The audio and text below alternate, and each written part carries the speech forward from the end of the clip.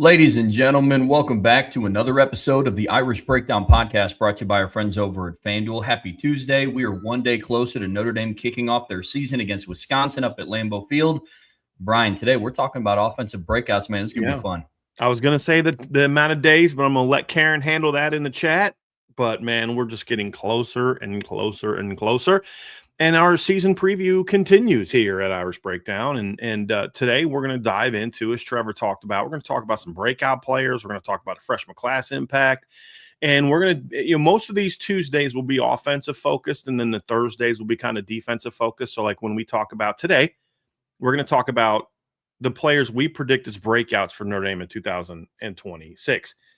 As you guys know, people that have been with us for a while, we have 3 levels of breakouts, and we'll talk about those. And then we'll dive into just kind of an overview of the freshman class and what we expect from the freshman class in 2026. And then following that, we'll have a mailbag. So you guys can ask us questions about those topics preferably, and we'll answer those. If you have some other topics you can put in there, we'd prefer you stay close to this. But if there are some other things you want to ask about, ask it. But obviously topics about today's or questions about today's topics will be prioritized, and super chats, of course, will be prioritized.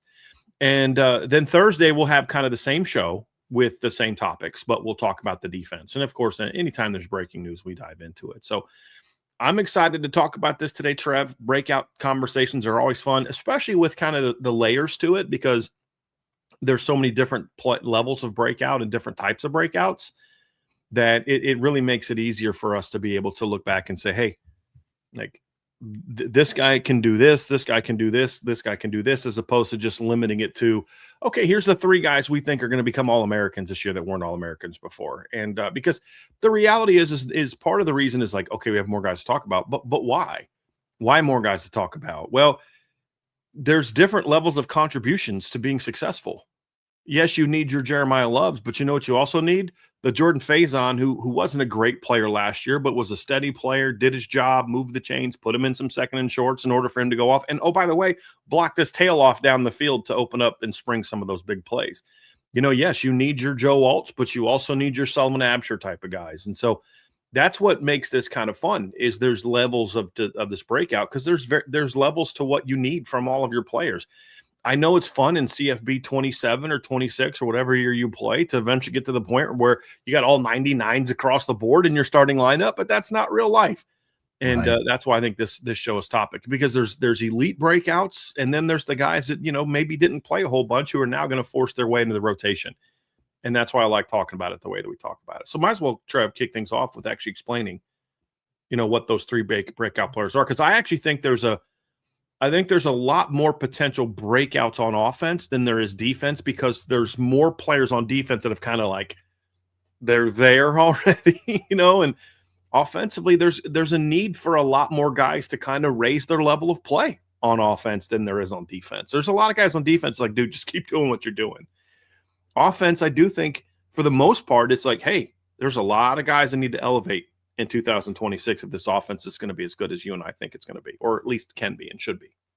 Without a doubt. It's kind of like a revolving door. You think of what the offense lost last year in terms of star power and the players that we saw break out.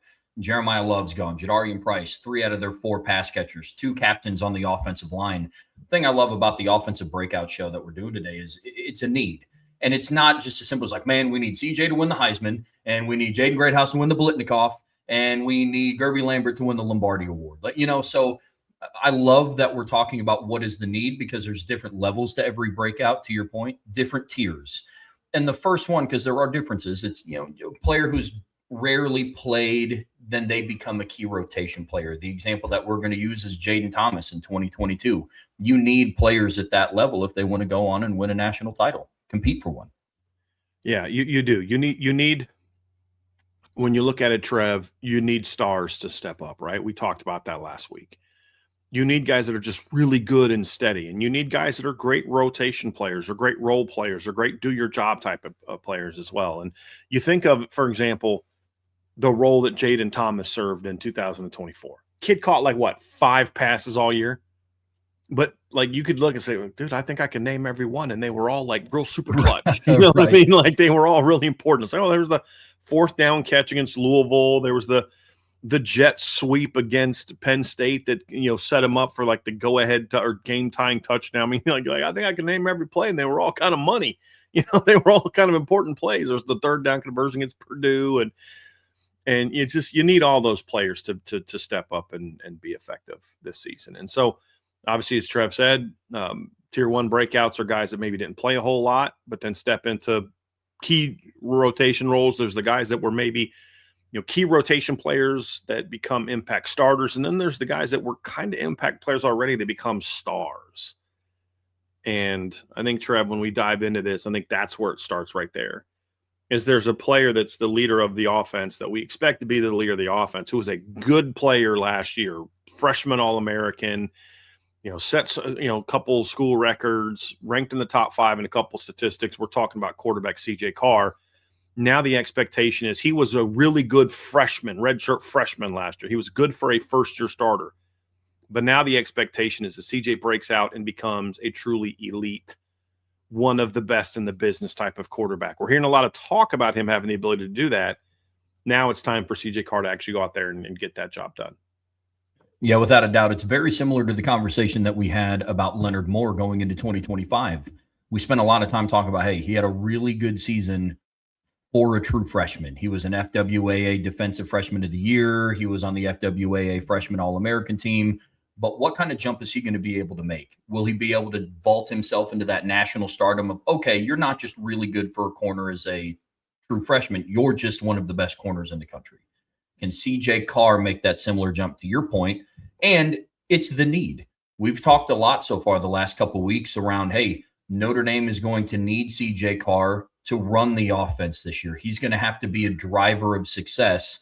Not that he just kind of rode in the backseat and let Jeremiah Love and Jadarian Price carry 100% of the load, but more so this year, he's going to be the guy to get everything jump-started, be the person in the huddle that they look to in a close ball game against Miami, where it's either, hey, drive down and put this game away, or, hey, lead us on this comeback. I'm very interested to see where he's at. I think I like the way you put that, Trev. Like, there was the comment that Brian Kelly made back in 2012 about Everett Golson, and it was understandable. He wasn't taking a shot at Everett Golson. It was a factual statement, and it's similar to what CJ went through. We're like, look, we're not asking Everett to drive the bus, or he's a side seat. He's on the sidecar. There's other things driving the bus, and that was true for CJ last year too. But there's two different types of not driving the bus. There's Everett Golson, who was steady and threw 12 touchdown passes in 12 games and, turned the ball over 6, had 6 interceptions and rushed for 6 touchdowns. He ended up with 18 touchdowns in 12 games and, made the occasional big play, whether it was, with his legs or whether it was the big shot, against Oklahoma, or it was the big downfield shot against Pitt to help spring that comeback. The 2 great runs that he had, to get them back in that game as well. But when you look at CJ last year, what's interesting is Everett passed for 2,405 yards and 12 touchdowns as a redshirt freshman. CJ passed for 2,741 yards and 24 touchdowns. So twice the touchdowns, and had, 405. Well, I just deleted CJ stats, 2741, right? So he had 336 more yards and over twice as many touchdowns. But here's the crazy thing, Trev. CJ Carr threw fewer passes last year than Everett Golson did. Matter of fact, he threw 25 fewer passes last year than Everett Golson did in 2012. So there was more of, hey, there's a couple times last year where CJ was like, hey, we're going on a road trip to the playoffs. It's my turn to drive. Where with Everett, it was like it was a play here, a series there, a late game thing here. With CJ, there were more times it was like, okay, we're down a couple scores, time for me to do this thing, and whether it was his role in helping them get behind against Miami, but then also his role to help bring them back against Miami. There were times against A&M where the run game wasn't really going, and CJ needed to do more, which is why he passed for 293 yards that game. You think of, the Arkansas game where he comes out slinging, which opens up, Arkansas was very clearly early in the game saying, hey, we're going to shut down the run game. So CJ was like, cool, I'm going to dice you up. And then that opened up the run game to also get rolling. You think of the NC State game where NC State was like, yeah, we're not going to let Jeremiah Love and CJ and Jadarian Price beat us. So CJ was like, all right, cool, I got you. Completes 19 passes for 342 yards and 2 touchdowns. there were times when when that was true. And then there were times, obviously, when USC challenged him to do the same thing, and CJ struggled. He pressed. He made some decisions that are just not typical of him. He wasn't willing to take a couple chances that you want to see him take, and he didn't play as well. Pitt was a little bit of kind of, there were moments I thought CJ was great in that game, and there were some moments where he wasn't as good in that game. You think of the interception where he doesn't see the backside safety, coming down. You think of the, trying to throw that swing pass and not having any awareness of Rasheem Biles come flying downhill, things like that. That were huge plays that set up 2 Pitt scores. One was a field goal, and then obviously the other one was a pick six. But then you think of, from his own end zone, launching the bomb over the top to Malachi Fields that gets caught for a big play. You think of the perfectly placed back shoulder touchdown in that game. You think of him coming right back after the interception and just ripping a ball up the seams to Eli Raridan to get the offense going. And so, there were more of those moments where CJ kind of had to take the wheel a little bit because the other team said, yeah, we're not going to let that guy do it. Now it's going to be up to CJ to kind of do that more consistently. No, you're the driver of the bus. Occasionally, we're going to let the offensive line, hey, we're going on a road trip, and we'll let them take an hour, of the trip while I rest, and then I'm going to come back in and take the next 5-6 hours, right? And so that's where really CJ's got to take his game. Can Notre Dame win a title if all CJ Carr does is repeat what he did last year? Yeah, of course. I think if the offensive line plays as well as we think it's capable of, we love the potential of the receiving core. The running back room still has talent. Tight end is really deep this year. If the defense also plays its ability, CJ Carr plays the same exact way he did last year. Guess what, folks? Notre Dame set a school record or most points since 1912 last year, set a school record in yards per play with CJ Carr being mostly a side seat passenger on that pathway.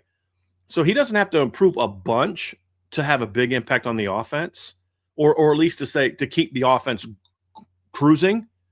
But if this offense really takes that step where it's a driver of this team's success, then they're going to need CJ Carr to make a jump. I don't think it has to be a giant jump though, Trevor. I think CJ was pretty good last year. It's just about that natural year 1 to year 2 growth.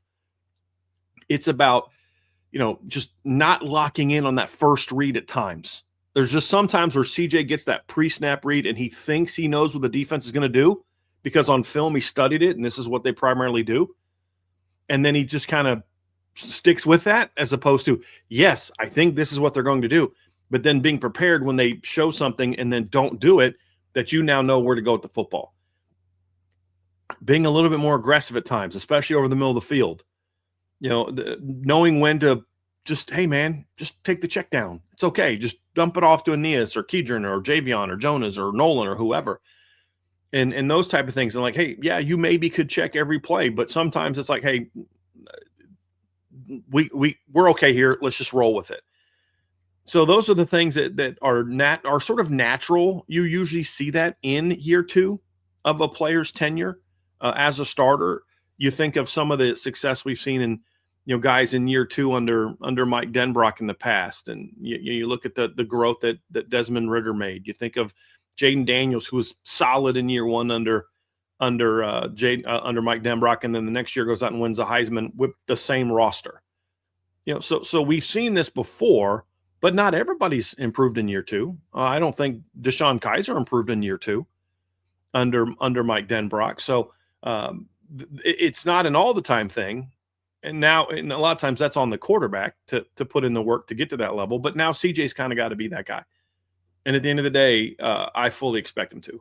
I think we're going to see CJ Carr emerge as one of the 5 best quarterbacks in the country this year. Where will he be in that top 5? To me, is more of the question. Will he be 5? Will it be 1? Be somewhere in the middle? But all of those constitute his breakouts because he was not a top 5 quarterback last year, in my opinion. No, but you could definitely see the signs to your point. And if some of those things organically get cleaned up with making that natural progression, then I'm fairly confident in the odds of CJ Carr winning the Heisman Trophy on FanDuel start to look really, really good, really enticing. But thankfully, as far as Notre Dame season is concerned, Notre Dame doesn't only have to rely on CJ Carr. He's not the only breakout player that we're going to be talking about today. The other one is running back Aeneas Williams. He's somebody that's stepping into a much larger role this season. If we're going back to our definitions of a breakout, we're talking about a key rotation guy becomes an impact starter. And that's exactly what's on deck for Aeneas Williams. He was the third down running back, kind of dethroned Devin Ford in that role as a true freshman in 2024. He still managed to have 5 rushing touchdowns last season, despite being behind the Doak Walker Award winner and another first-round NFL draft pick, man. It's impressive. Trev, he only carried the ball last year 24 times, and he scored 5 rushing touchdowns. That's 1 touchdown for basically every 5 carries. So think about this. 24 carries in a game is a good day's work. That's a pretty good day's work. That's 1 game, but that's not even a great game. That's not even like a holy moly. Did you see how much they rode that guy to success? I mean, it's not that. You know, it's something we saw Jeremiah Love last year carry the ball 24 times against USC for 228 yards and a touchdown. That was pretty good. 23 carries, 147 yards against Pitt. Think about that. 24 carries, 228 yards against USC. And we're like, that was one of the best performances we've ever seen from a Notre Dame running back. That's what Aeneas did on the season. 24 carries for 224 yards and 5 touchdowns.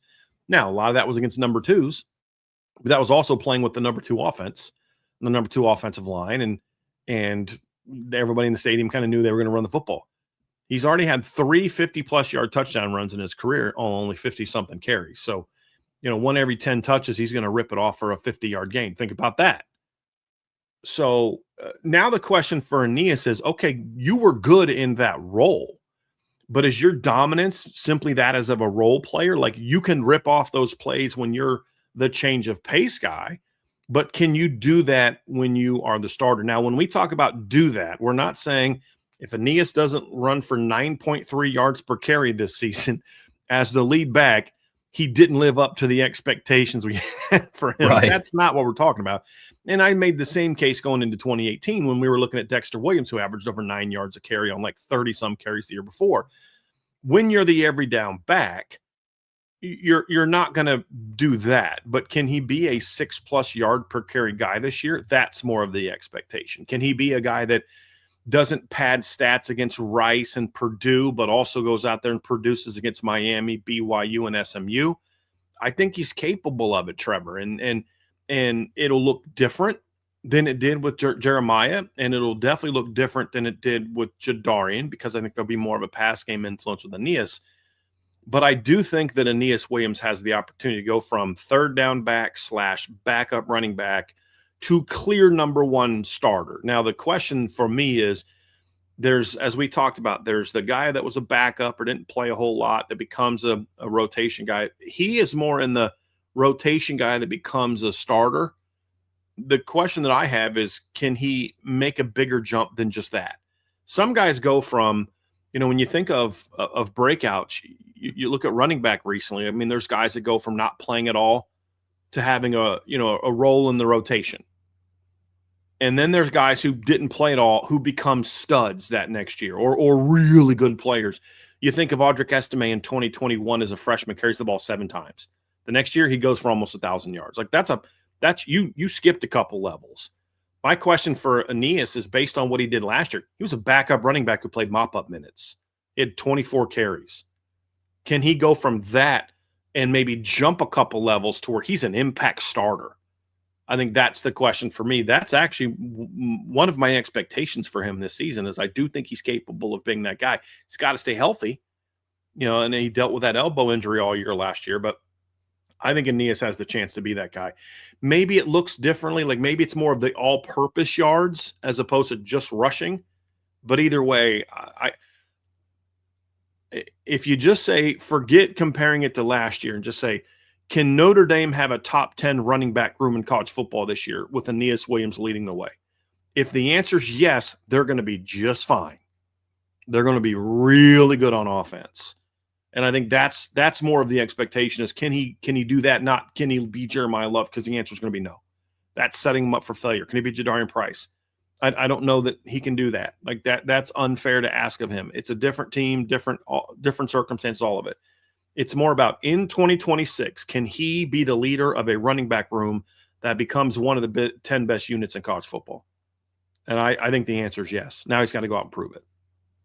Without a doubt. And there's Notre Dame has put together a track record where running backs stepping into that role have had success, and offensive lines have looked different. Offensive coordinators have been different. After Dexter's finished in the 2018 season, I was like, okay, where do they go now? Tony Jones Jr. steps up. He leaves, then Kyron Williams steps up, and then when Kyron leaves, then Audric and Logan step up, and then so Notre Dame is putting together a lineage of running backs where we have every reason to believe that they're just going to be productive. Look, Jeremiah did the same thing. He had 71 carries for 385 yards as a freshman. Filling in for, he was kind of a rotation guy, got some late game snaps, and honestly, his numbers weren't as impressive on a per carry basis than what Aeneas's have been the last 2 years. If you think Jeremiah's freshman year, he was 71 carries, 385 yards, only 5.4 yards per carry, and only had 1 touchdown sitting behind Audric Estime. Goes out the next year and it has a 1,000-yard season, averages almost 7 yards a carry, and has 7 rushing touchdowns. Well, Aeneas is a true freshman, Trevor, rushed for 34 yards and 34 carries and 219 yards, 6.4 per carry, had 2 touchdowns. So he didn't touch the ball as much as Jeremiah did as a freshman, but he was more efficient with with what he did. Now, I would argue he played behind a better run blocking offensive line in 2024 compared to 2023. I think we can probably agree on that he was better. He played behind a better line than as a freshman than what Jeremiah did. But you talk about a guy that had 52 total offensive touches as a true freshman for what would be – see here, 396 yards, 7.3 yards per play, and had 2 touchdowns. And Jeremiah's freshman year, he has 380. He has offense receiving. He had 462 yards at 5.8 yards per play and 2 touchdowns.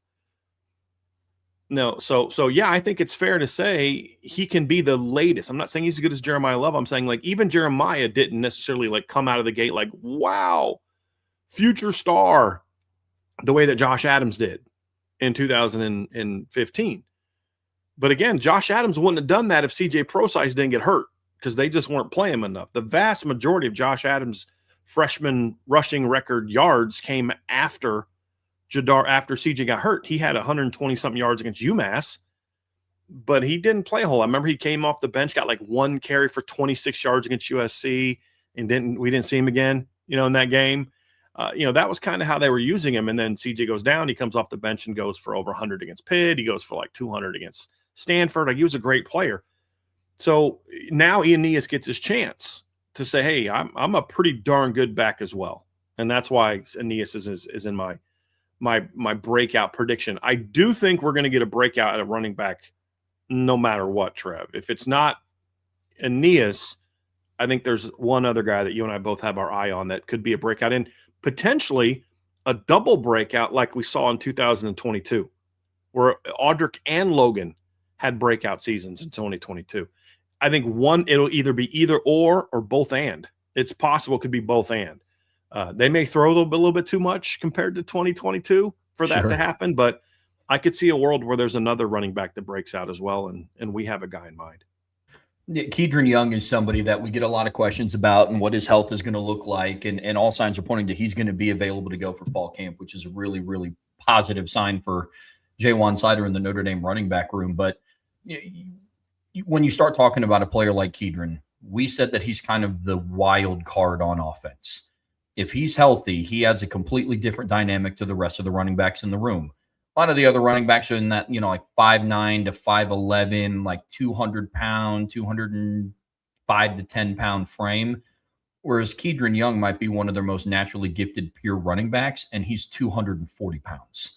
So he gives you a skill set that you don't necessarily have. We get a lot of questions about short yardage and goal line and red zone, and that is within his wheelhouse. Not to say that they're only going to use him like an old school fullback where he comes in and runs 40 trap on the goal line, and that's the only time we'll ever see Kedron Young. But I'm with you. Aeneas Williams is not alone in the breakout category on offense. If Kedron gets back to health, gets his feet under him in fall camp, and shows that steady growth and improvement, then, man, he's going to be fun to watch this year. Agree. I'm kind of biting my tongue on Kedron this offseason, Trev. I'm just kind of because I had so much, hype for him last year and what he could be, and then he gets hurt. I'm just kind of sitting back. I just want to see him, And for people asking about home run speed, there's a conversation going on. It, guys, you don't have to be a 4.36 to be a home run hitter. I want to continue to once again point that out. Jadarian Price was a 4.48. I never saw him get caught from behind on his way to a touchdown. Whether it was against Miami or wherever. Audric Estime ripped off a 70-yard game-changing touchdown run against NC State, a team that finished in the top 25, and he ran a 4.7. Kyron Williams hit plenty of home runs in his career against Clemson, North Carolina, whoever, and he ran almost a 4.6. Right? Like, it's explosiveness, but trust me, there's multiple backs, including Aeneas, honestly, I don't even include just all of them. All of them have the same ability to, if they get a crease, they're going to hit long plays. Now, there are times where that 4.36 is the difference between a 20 and a 60 because you can kind of get that edge, but it's not the difference between a 25 and a 5 per se. So there's plenty of big-time speed. Yeah.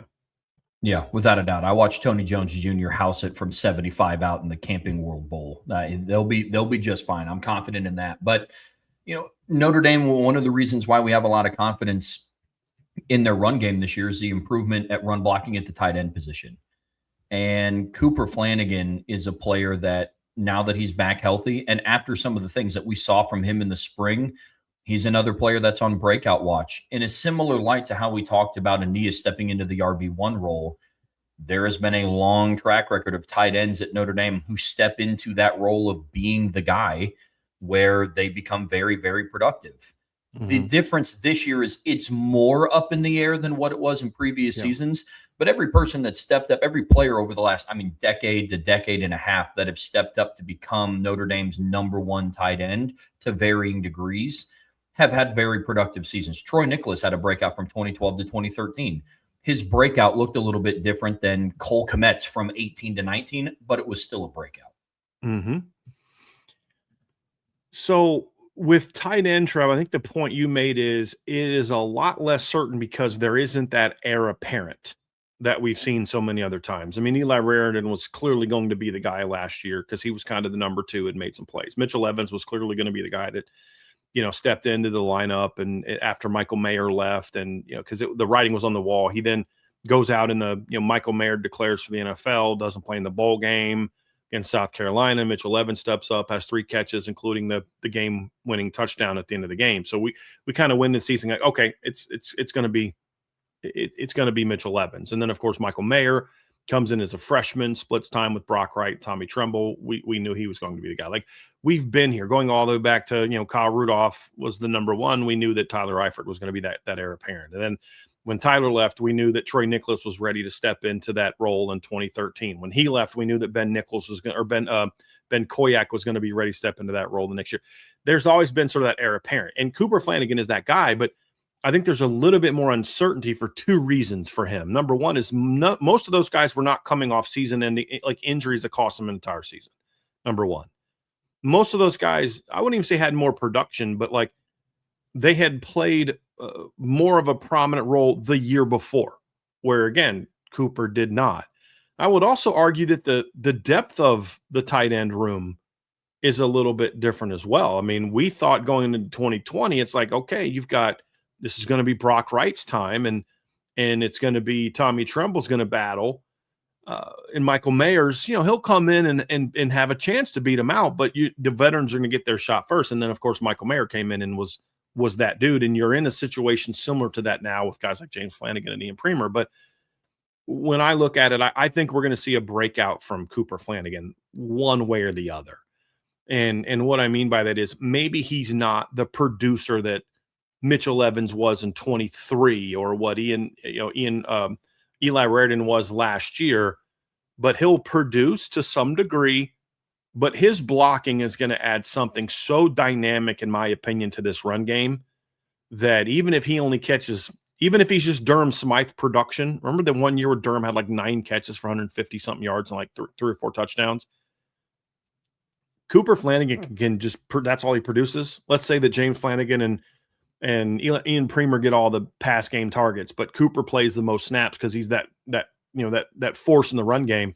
He's still going to have a huge impact on this team, huge impact.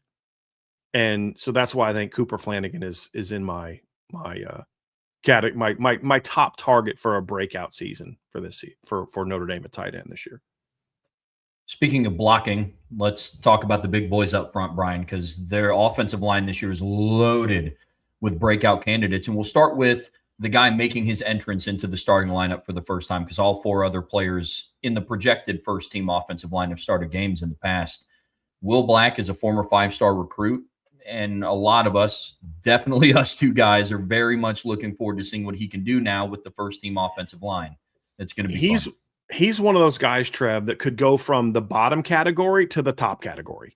Yeah. Or even maybe the middle category, where he goes from not having played at all to not becoming a starter or key rotation player, but not having played at all into impact starter. I think he's got an opportunity. He'll break out to me in some capacity, or he's going to get benched. I mean, if he's not at least the bottom layer breakout, then he might get passed up by Matty Augustine or Grayson McHugh or somebody else like that. I predict he's going to kind of step in and kind of take that role where he's actually going to step into the second one, where he goes from not having played at all, especially at left tackle, played 0 snaps at left tackle last year, played a few snaps at right tackle, played a few snaps at left guard.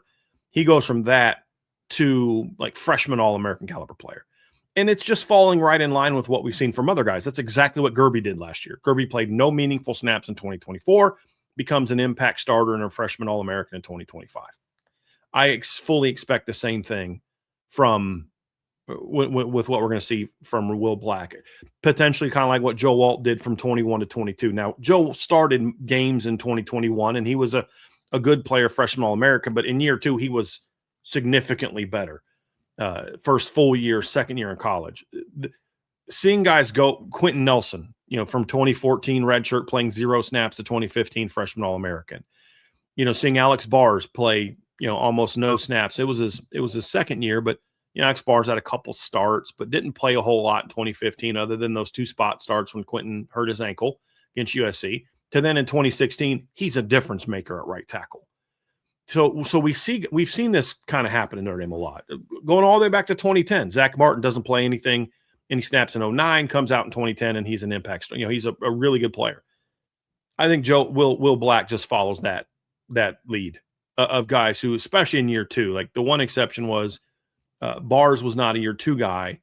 The rest of those guys I mentioned were all guys that stepped out in year 2 and became impact players in year 2. And I think Will Black has size, length, athleticism, natural pop, and football IQ to be the next guy to do that. So I fully expect Will Black to, now he got to show it? Yes, but we could say that about every single kid and every single conversation of every single show that we do. But I fully expect Will Black to become that guy. Will he look like that day one? Hope so, but I'm going to give him a little bit of grace. My whole thing is by the time we get to BYU, he needs to be hitting his stride. Without a doubt. And he has all the skill set and all the tools to be able to do so, as do the next 2 offensive linemen that we're going to talk about. And that is now right tackle Gerby Lambert and left guard Anthony Knapp, after both of them made some position switches. These are 2 guys that they have the opportunity to go from impact starter to All-American caliber player. Yep. That's where they're at. Anthony Knapp is our most experienced offensive lineman, coming back with 27 career starts. And Gerby Lambert, like you just mentioned, is fresh off of a freshman All-American season where he started all 12 regular season games. Mm-hmm. Trev, so here's where we're at. Here's where Trev and I are at with this particular one.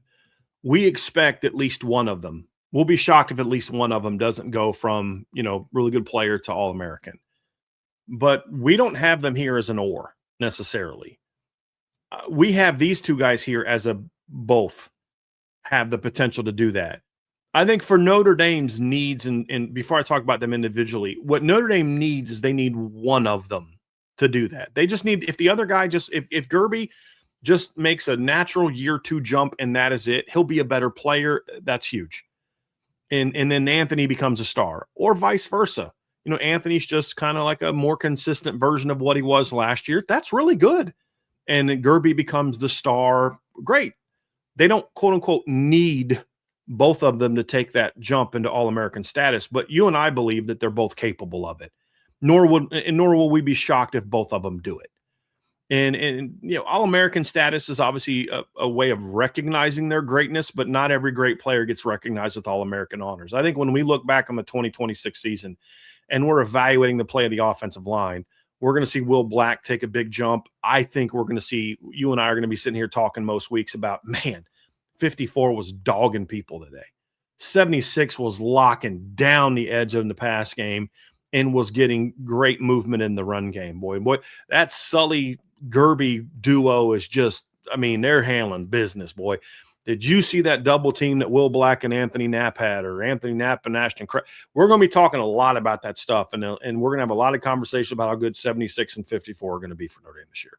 Whether All-American honors come or not, I think they're both going to be difference makers, guys that are playing at All-American level this season.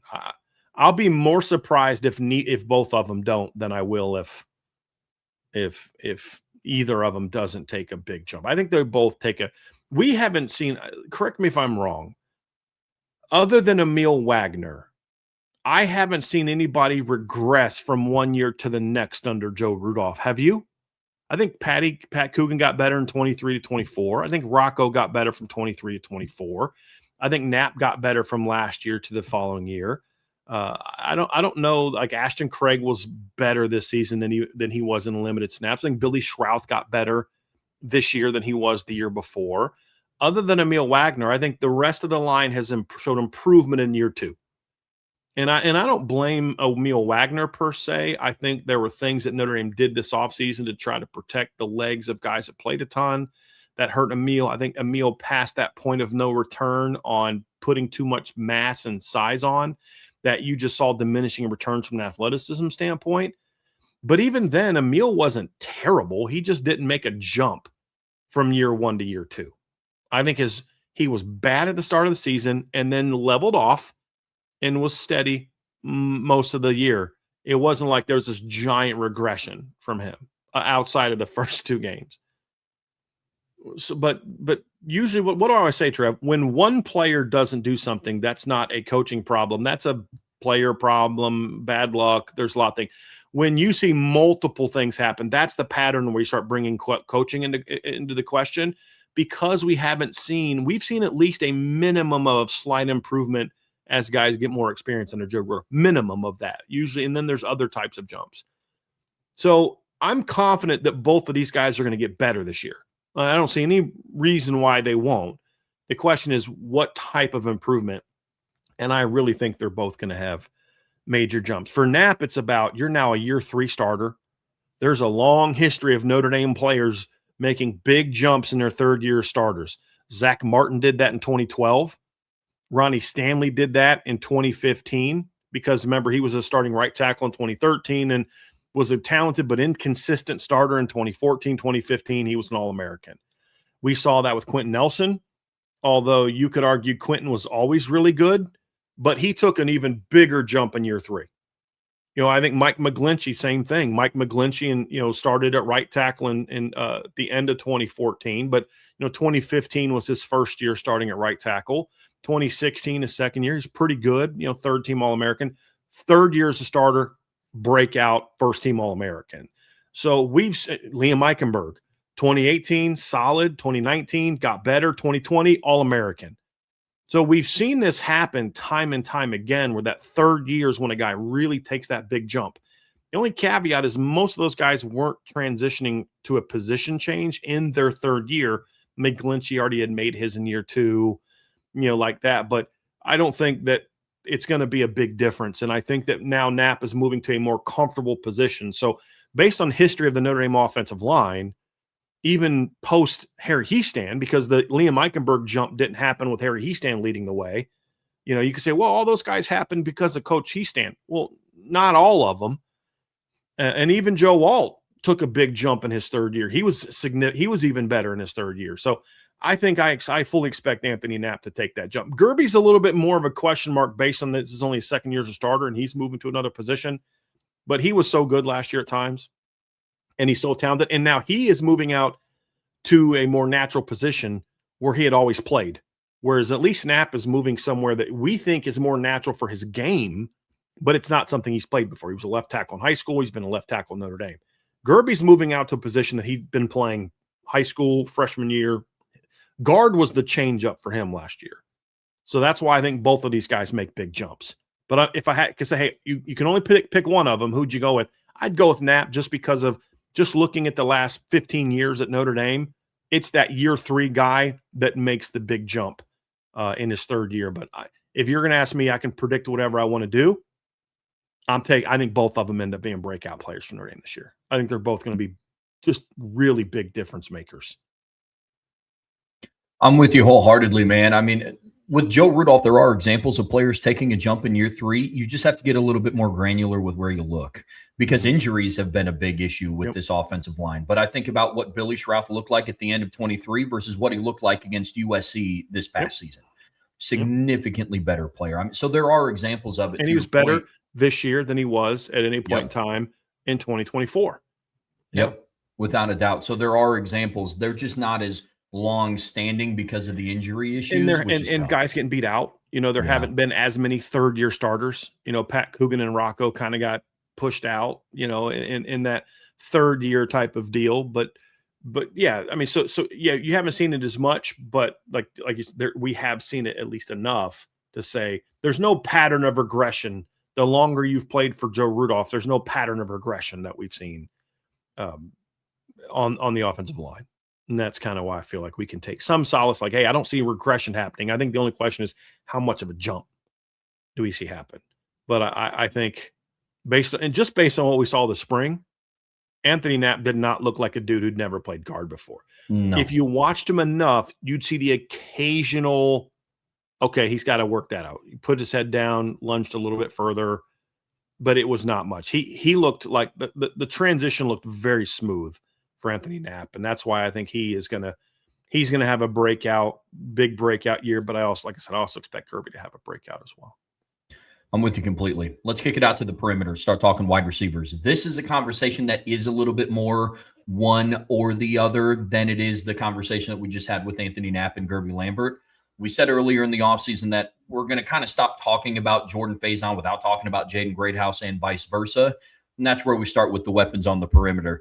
We're going to start talking about Jordan Faison and Jaden Greathouse. Odds are one of them is going to have a breakout season. Now, there are a bunch of different examples of things that go in favor of Greathouse, things that go in favor of Faison. But what Notre Dame's offense needs this season is for one of those two guys to emerge in one way or another. This is one, Trev, where it's an or. I don't necessarily see both of them breaking out. And what I mean by that is I'm not saying we're not talking about Jaden Greathouse breaking out from what he did in 2025. He could catch 8 passes and double his production from last year. You know what I mean? Like, we're talking about looking back at what he did in 2024. Can he take it to that next step and say, he's not that guy occasionally, he's that guy all the time? I sent you what I wrote in the preseason magazine about Greathouse. Like, I don't think people realize how good he was when thrown at in 2024. Can he do that consistently? If he does, then I don't see Jordan Faison doing anything different than what he did last year. Like, I don't see Jordan making a big jump this year if Greathouse does. On the flip side, if Faison takes a big jump this year, it's going to be harder for Greathouse to also make that kind of jump. And then the other part of it is I don't think they need both of them to kind of have breakout seasons because there's so many other potential breakout targets we're going to get to. So, while it's possible they both break out this season, I don't know that I'm betting on it the same way that I am on the offensive line. And I don't think they need it as much. If you had to ask me what scenario do you want to see?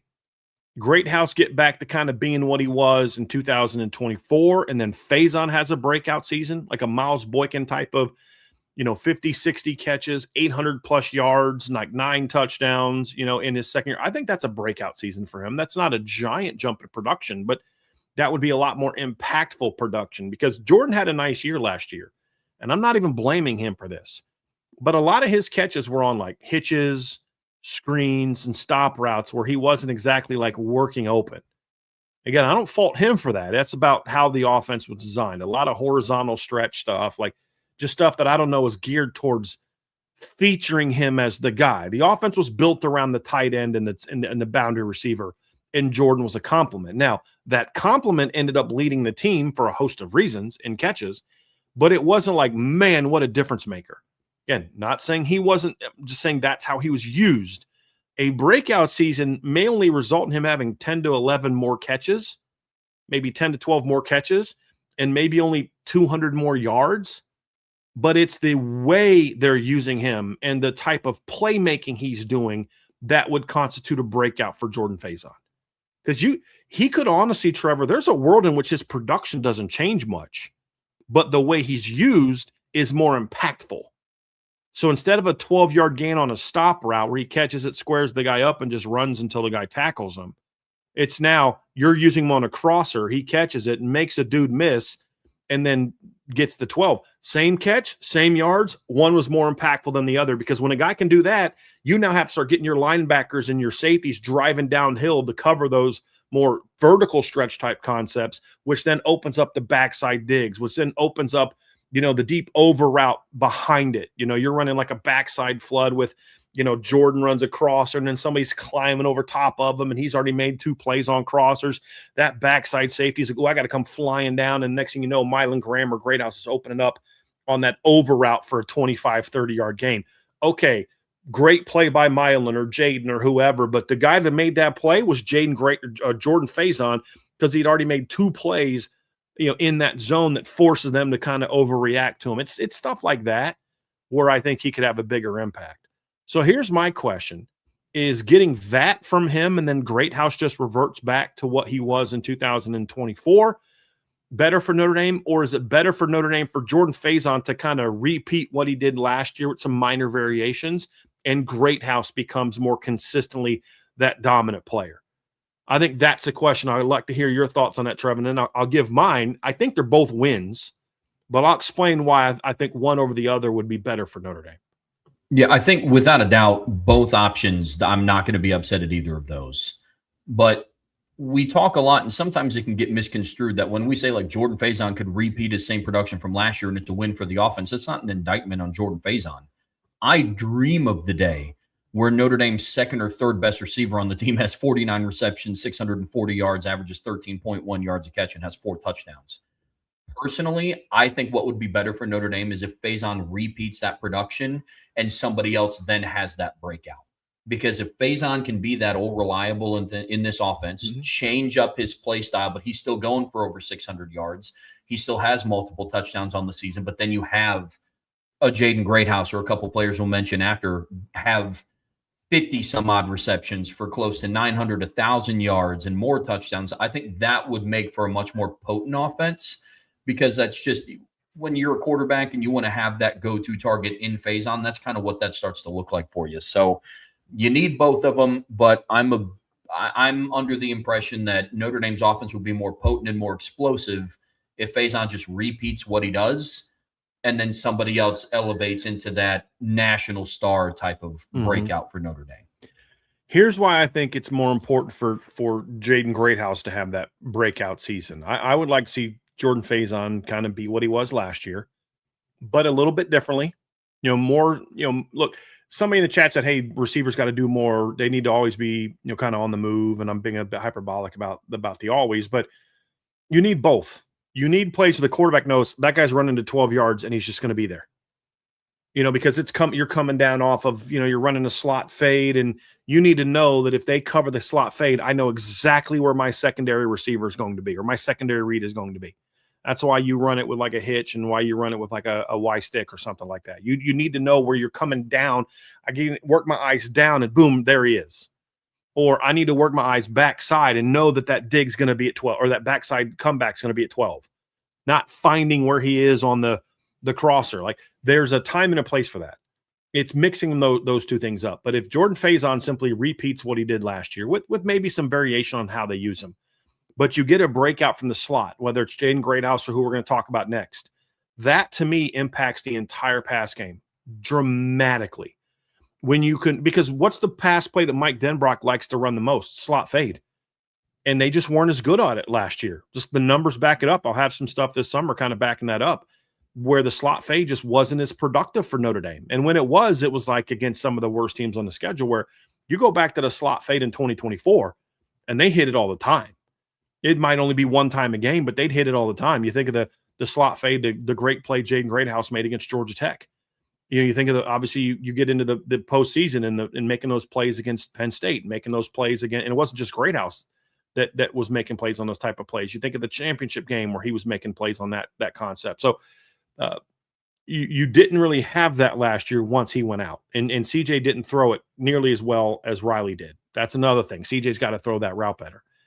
I think part of that was a lack of continuity with CJ and the slot receivers, with Greathouse being banged up and Will Pauling being a different type of player, because Will Pauling's not going to be a great slot fade guy at 5'10" and not a great, he leaps as in testing, but he's not a great leaper in games. He never showed himself to be a great leaper in games. Just because you can jump 38 inches when standing still doesn't mean you can run and jump in time as a wide receiver.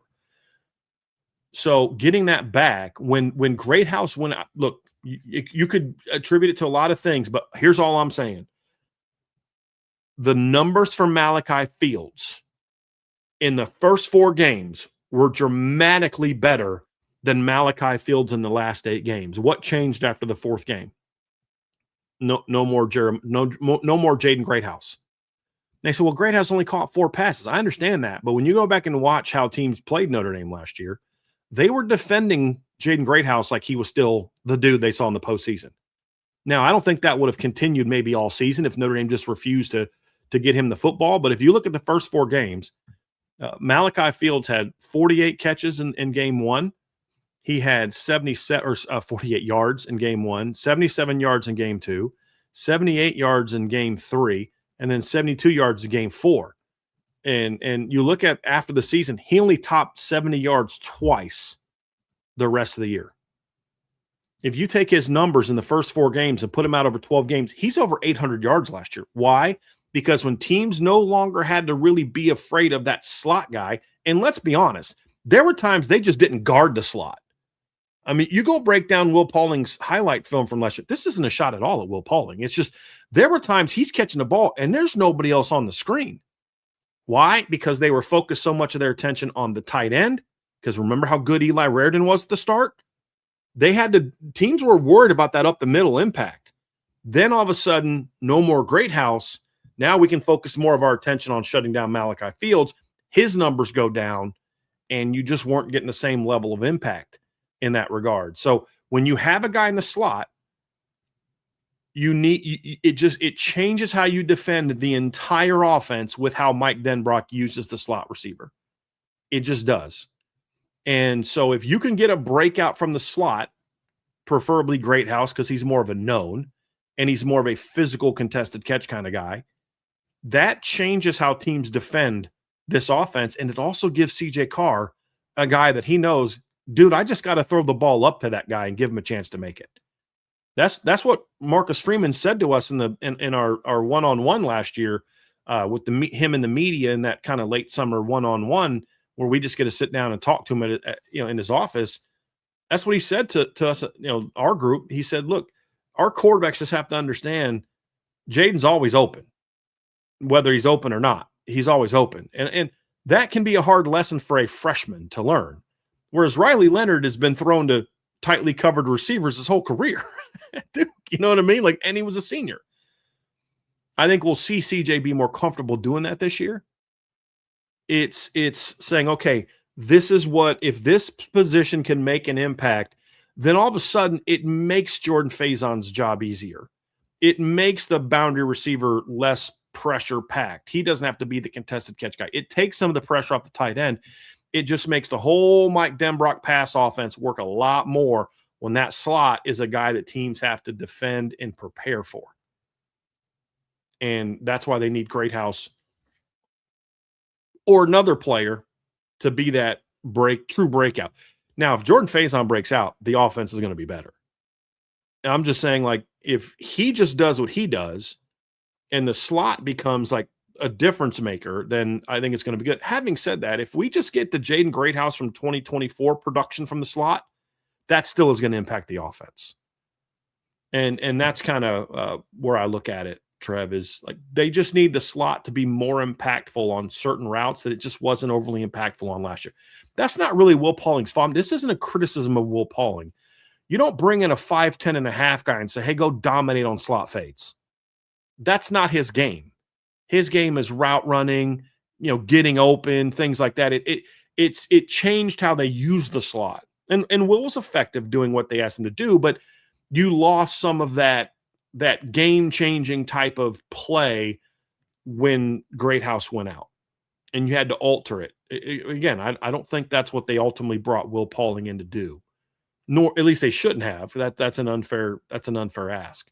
That's like having me say, hey, Malachi Fields, we're going to have you come in and see all those pivot routes and Chinas and options and stuff that Malachi Tony's doing. We're going to have you do all that. Why? I'm 6'5", right? It's kind of like you just got to know what to ask him to do.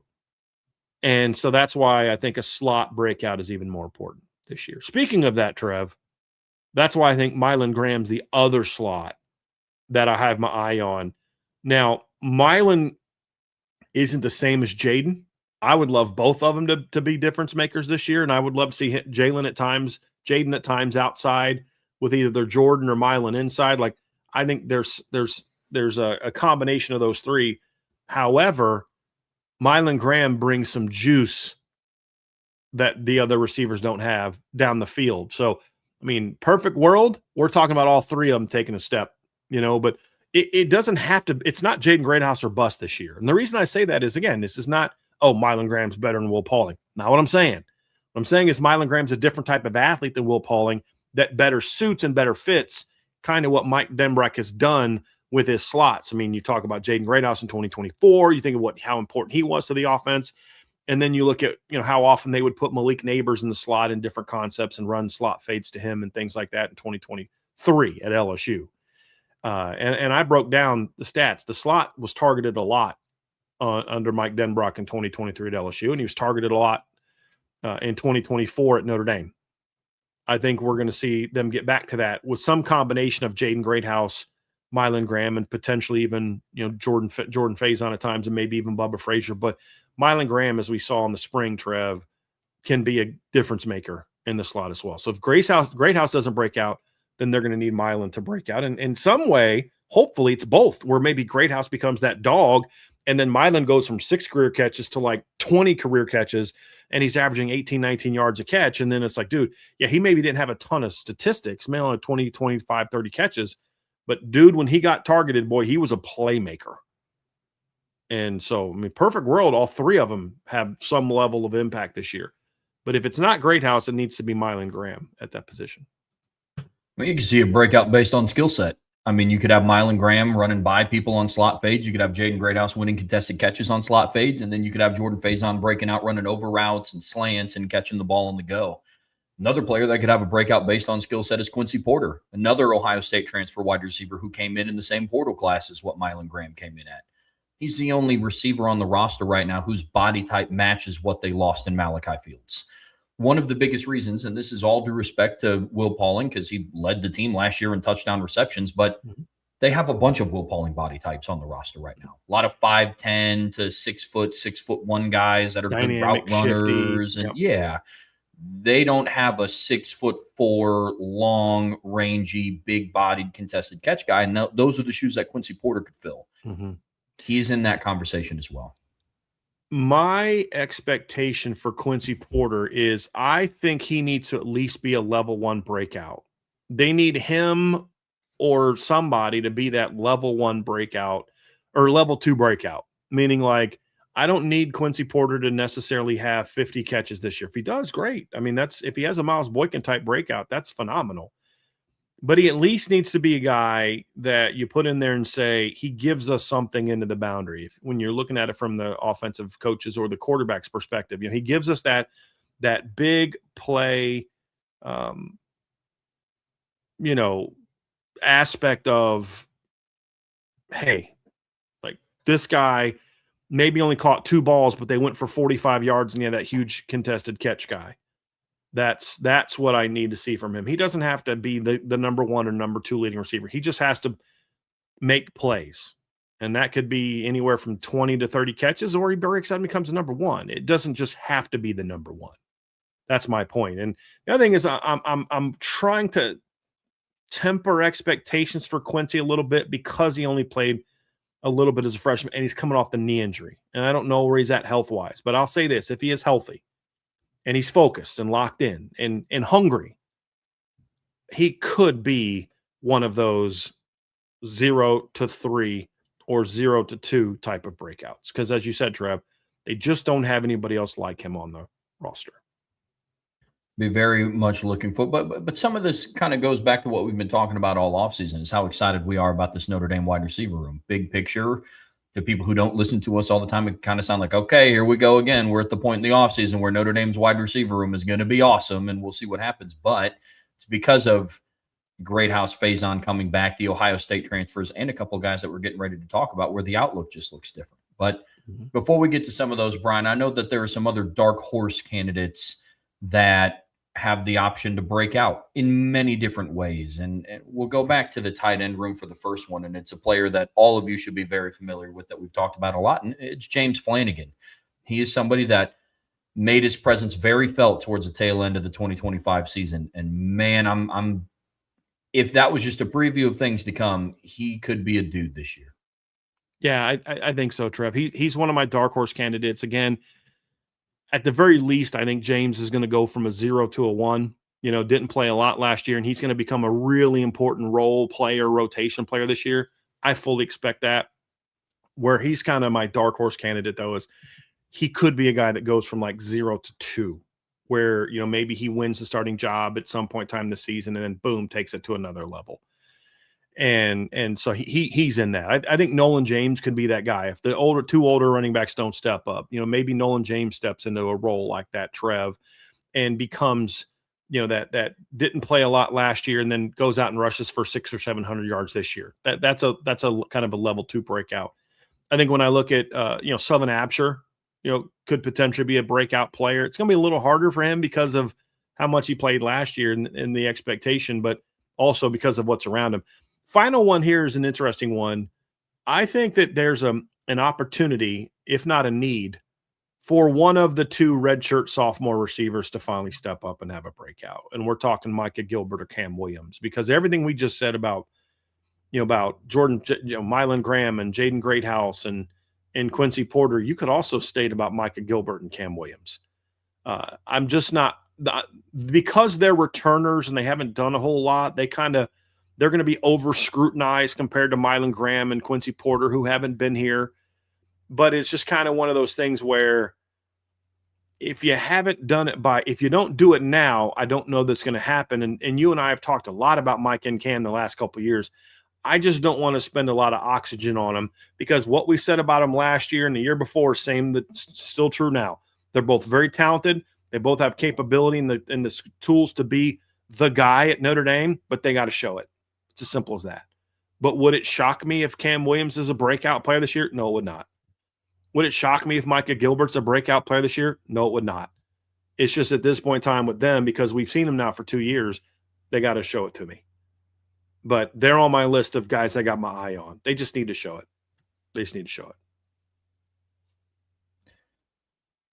Brian, let's dive into the freshman class, 2026 freshman class here on the Irish Breakdown podcast, brought to you by our friends over at FanDuel. And this is the highest ranked recruiting class that Marcus Freeman has brought in during his tenure. They were ranked number 1 in the country on 3 rivals. And they're in a very interesting spot going into this season. In years past, there's been offensive players that have came in where it's like, hey, this guy could, should, or needs to make an immediate impact. Storyline with this class is a little bit different, which I think is interesting.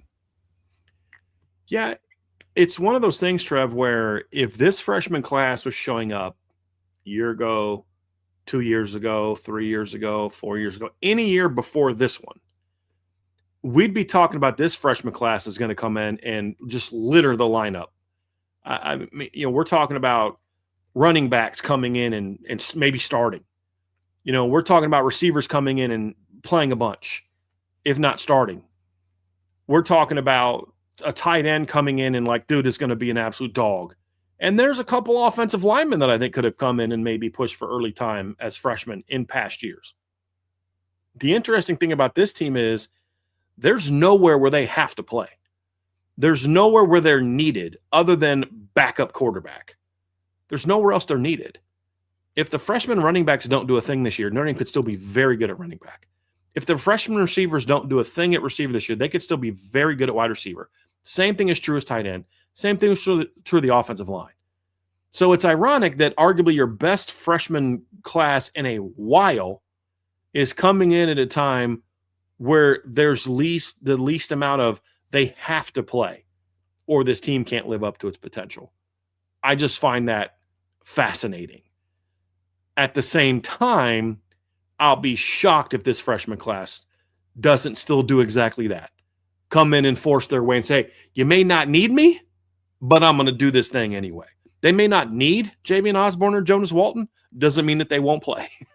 They may not need Caden Finley or Bubba Frazier or Devin Fitzgerald or Braden Robinson in some capacity, whether it's offense or special teams, but doesn't mean that they're not going to play.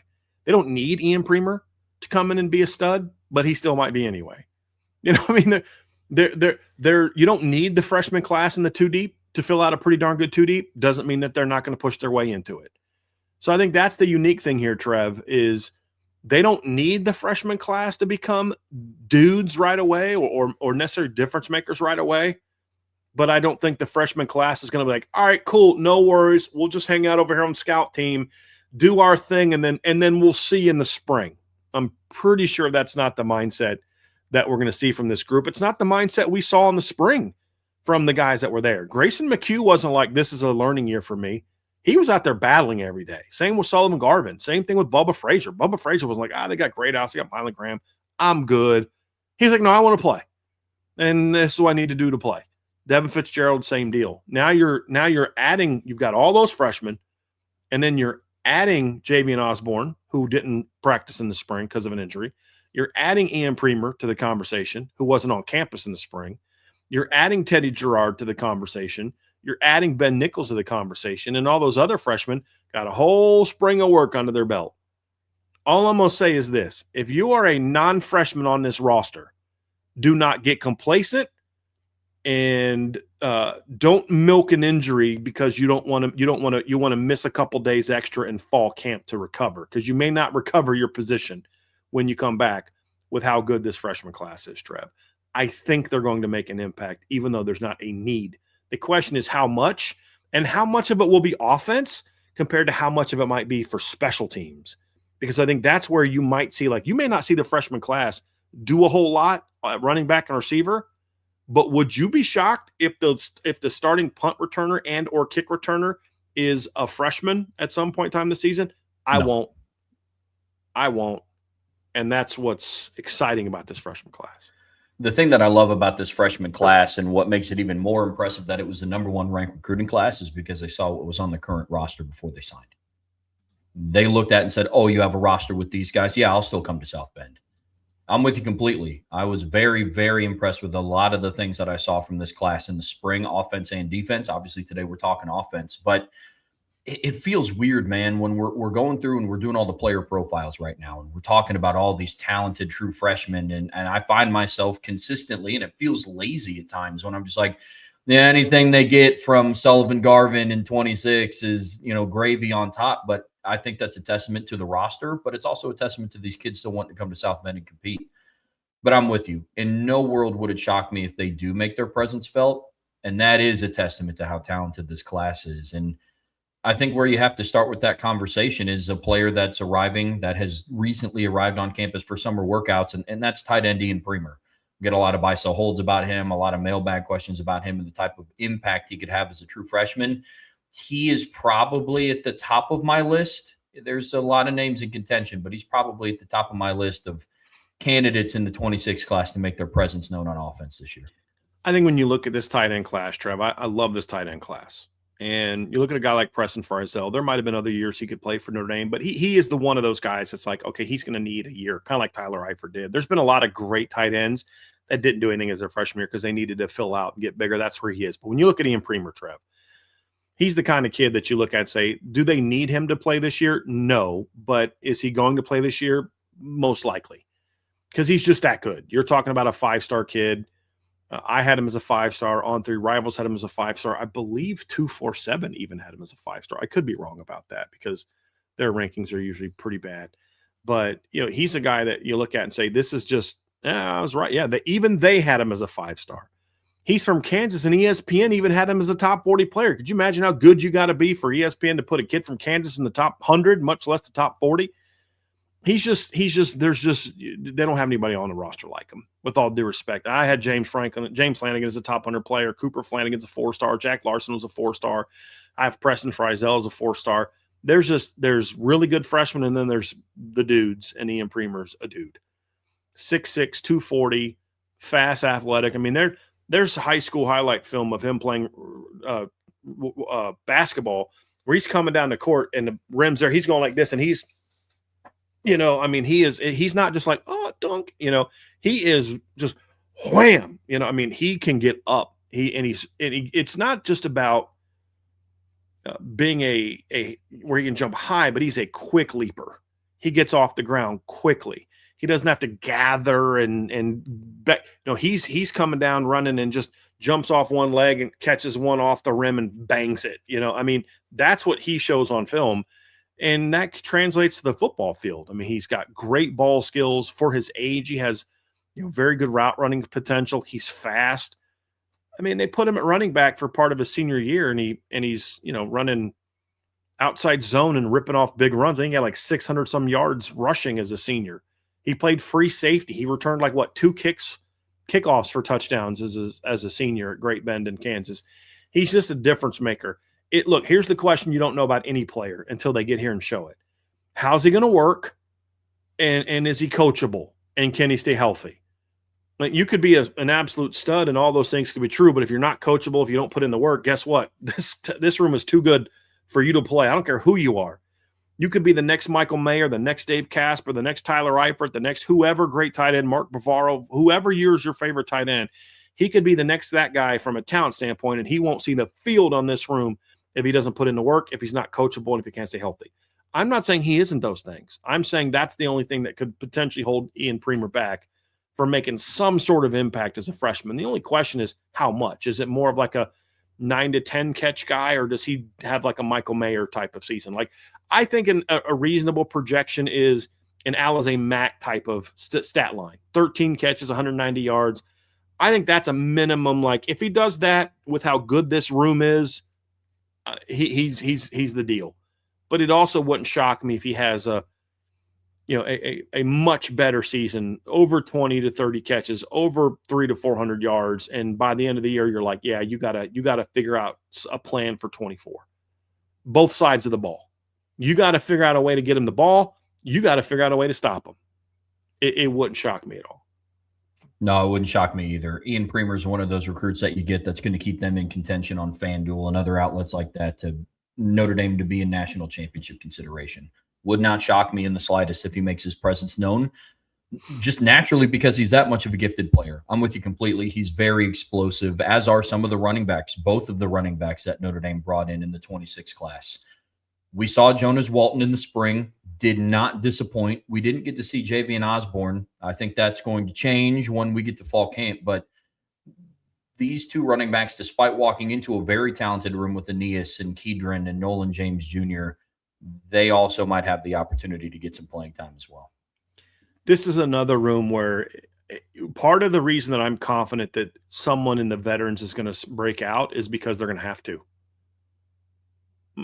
Look, you don't think Aeneas Williams and Kedron Young were watching Jonas Walton this spring and be like, I better come back ready to play and wait till they get a load of Javian Osborne. This is a very dynamic backfield.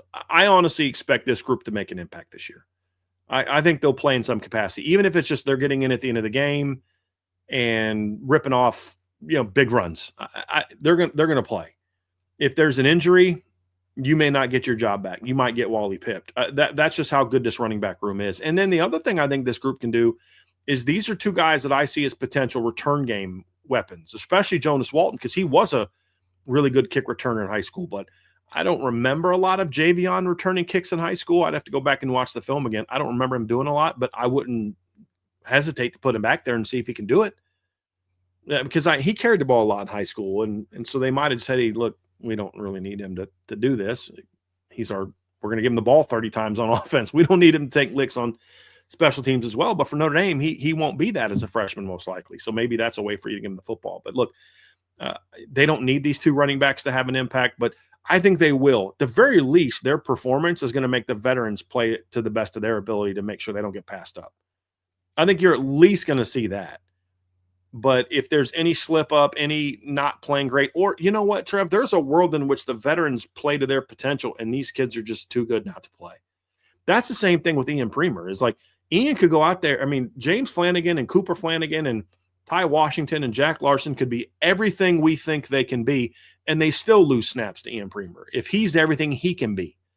And that's what this freshman class is all about, Trev. It's like, hey, dude, you did the best you could. I'm sorry, this kid's just better than you are. And there's a world in which that could be the case as well. I'm not predicting that right away. I'm just saying this freshman class will make its presence felt in some way, shape, form, or fashion this season. Yeah, man. But to your point, they have the talent to do so, and it wouldn't just be the coaches feel the need to play them because they were highly ranked recruits. They have the opportunity to go out and prove it. When Jonas Walton ripped off that big run in the Jersey scrimmage, I can imagine the thoughts running through the veterans in the room. It's like, yeah, it's time to get back. It's time to get healthy. I'm with you completely. Yep, absolutely with you. Yeah, I kind of feel the same way about receiver. When you look at this 5-man, freshman class at wide receiver, Trev, as we kind of work through this, look, we saw what Devin Fitzgerald could do this spring. Now what Devin's got to prove is, okay, you showed you could beat the other freshman corners. You showed you could beat the walk-on receivers. You showed you could. Now, can you do that against Leonard Moore? Can you do that against DJ McKinney? Can you do that against Christian Gray? Can you do that against Dallas Golden? Guys like that. That's going to be the next step for Devin Fitzgerald. And he was probably the guy that made the biggest jump from day 1 to day 15 or practice 1 to practice 15 in the spring. I remember you and I talking, we've mentioned this before, but the first practice we were kind of like, he looked like a freshman that was learning how to play football. That didn't last very long. He got comfortable really quick.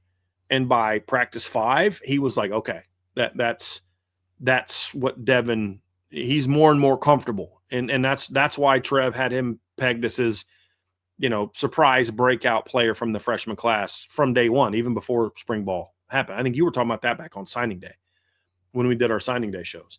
Bubba Frazier's another one that they didn't have a need in the slot for Bubba to step up and make plays, but he just kept doing it. And every time you talk to somebody around the program, tell me a freshman that's standing out, his name was almost always the first one out of people's mouths. Yeah, because he's just such a dynamic playmaker. Bubba Frazier's the one guy of the freshman class, and we'll talk about all of them real quick.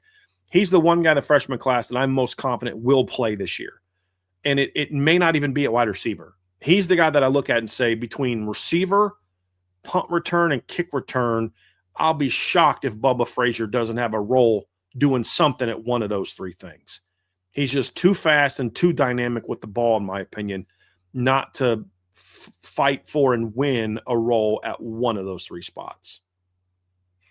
Oh, absolutely. I mean, I think he could absolutely fill a role as like a gadget player in a certain personnel look on offense this year, on top of maybe some shots at receiver, and then obviously special teams as well. I remember back in 2006, I was watching a Notre Dame game, and I think it was when they were hosting Purdue, and some guy named George West had an end around for a touchdown.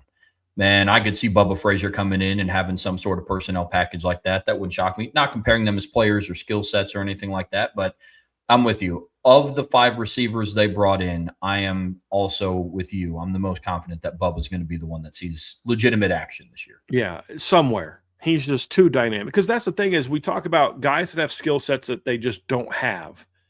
And there isn't anybody on the roster like Ian Premer. I also don't think there's anybody on the roster that's like Bubba Frazier, because Bubba Frazier is essentially Jordan Faison with speed. That's essentially what he brings to the table. Jordan Faison's a heck of an athlete. I don't know that he's probably in the 4.5 range right now. Maybe testing the high 4.4s once he does the NFL draft training type of thing. But Bubba's a legit 10.5 kid in high school. I mean, that's a legit 4.4 speed the day he arrives. And we saw him show that. Now, For Bubba, he's still got to learn the nuances of the game. He's got to still learn route running, a little bit more precision with what he's doing. Because if you run a stick route at 8 and you're supposed to run it at 7 or 6.5, that's a pick or a breakup. If you run a stick route at 5 and it's supposed to be 7, you're getting there too quick and they're closing on you. See, and now that's not there. Those little things are what the freshman receiver is going to have to work on. If your glance route is a 3-step glance or a 5-step glance or whatever the case may be, or your slant route is a 3-step slant compared to a 5-step slant, whatever the case may be, if you don't do it right, the ball's either going to come late, too early, or the DB gets a jump on it and he's going to be all over it. Those are the things that Bubba's going to have to improve on, those little nuance parts. But when you just talk about the ability to catch the ball, explosive athleticism, and then look, dude, he doesn't have to run a route if you send him on a jet and just flip him the ball. You know what I mean? He doesn't need to know the difference between a 3-step and a 5-step glance route or, whatever the case may be on a tunnel. Just flip and get him the ball and let him go do something. I mean, he's got that kind of ability, and that's why I think Bubba's going to have a shot to play. But here's a receiver that we didn't talk as much about in the spring because he didn't really take that big spring jump that I have definitely got my eyes on in fall camp, and that's Caden Finley. He is a guy that I could see kind of come out of nowhere and say, hey, maybe I didn't make a big splash in the spring. I had to get my feet wet a little bit. But now that I got that behind me, now that I got summer behind me, watch out, boys. Gird your loins because here comes Caden Finley. Oh, that's so Yeah, man, I'm with you wholeheartedly on Caden Finley. I could see him making a very similar jump from spring to fall camp as what Madden Faremo did last year.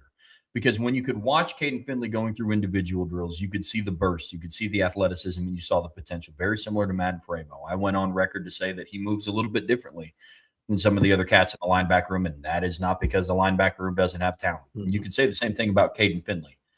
But that light bulb needed to go on, and he needed to get his feet under him a little bit more. I think the same could be true for Caden Finley in fall camp. I think now that he understands the flow of a collegiate practice and he has his feet under him now and he's been on campus for a while, I also have my eye on him. I think Caden was just so much better than everybody he went against in high school that he had to learn that level that it takes for you to exceed at this level. Where Bubba is always undersized. So there was always a level of, I got to go prove it. I got to go show it. Devin was not a guy. Devin didn't really become like the most talented player on the field till his senior year. So those guys where Caden just was going back to his sophomore for me, like, dude, he's just kind of the best guy on the field. And sometimes it's that guy. And that's one of my concerns with Ian Premer is he was so much better than everybody around him. Is there some growing pains for him when it comes to, okay, you thought you could dominate putting in this level of work or effort or whatever. You think you're giving everything you got because look, dude, I dropped 40 last night. Yeah, but if you'd have come to where I'm from and played that same exact game, maybe only dropped 20 or maybe you only dropped 16 because you're not playing a bunch of, farm boys from Kansas. Not that you can't do it, but you don't realize what it takes. You think that you're dominating because you're going here, but in order to dominate against that guy, you got to play here. Now you're capable of it, but you got to do it. Where guys who weren't just freaks or just so naturally gifted at a young age, they had to work for it a little bit more. Braden Robinson's had to work more to become a great player because he's 5'7". Bubba Frazier has to work more at it. Devin Fish had to work more at it. And I think that's what Caden went through in his first spring, Trev, was, hey, you're extremely gifted. And that's why he was a guy that stood out in winter workouts. But now that you're going against a Don Schuler and Tay Johnson and Christian Gray in the slot and those type of guys, you got to raise your level of play because these guys are better than anything you face in high school. And now that I think that Caden has that under his belt, now he's like, okay, now I know what that level of competition is. Now I got to take my level to that game. Now I got to do it. Now he's going to have to prove it because that's been the issue for Cam Williams the first 2 years. You talk to anybody around the program, like, yeah, look, Cam's got he's the most talented guy we've got. But Cam doesn't understand that you've dominated your whole life here and you're still here.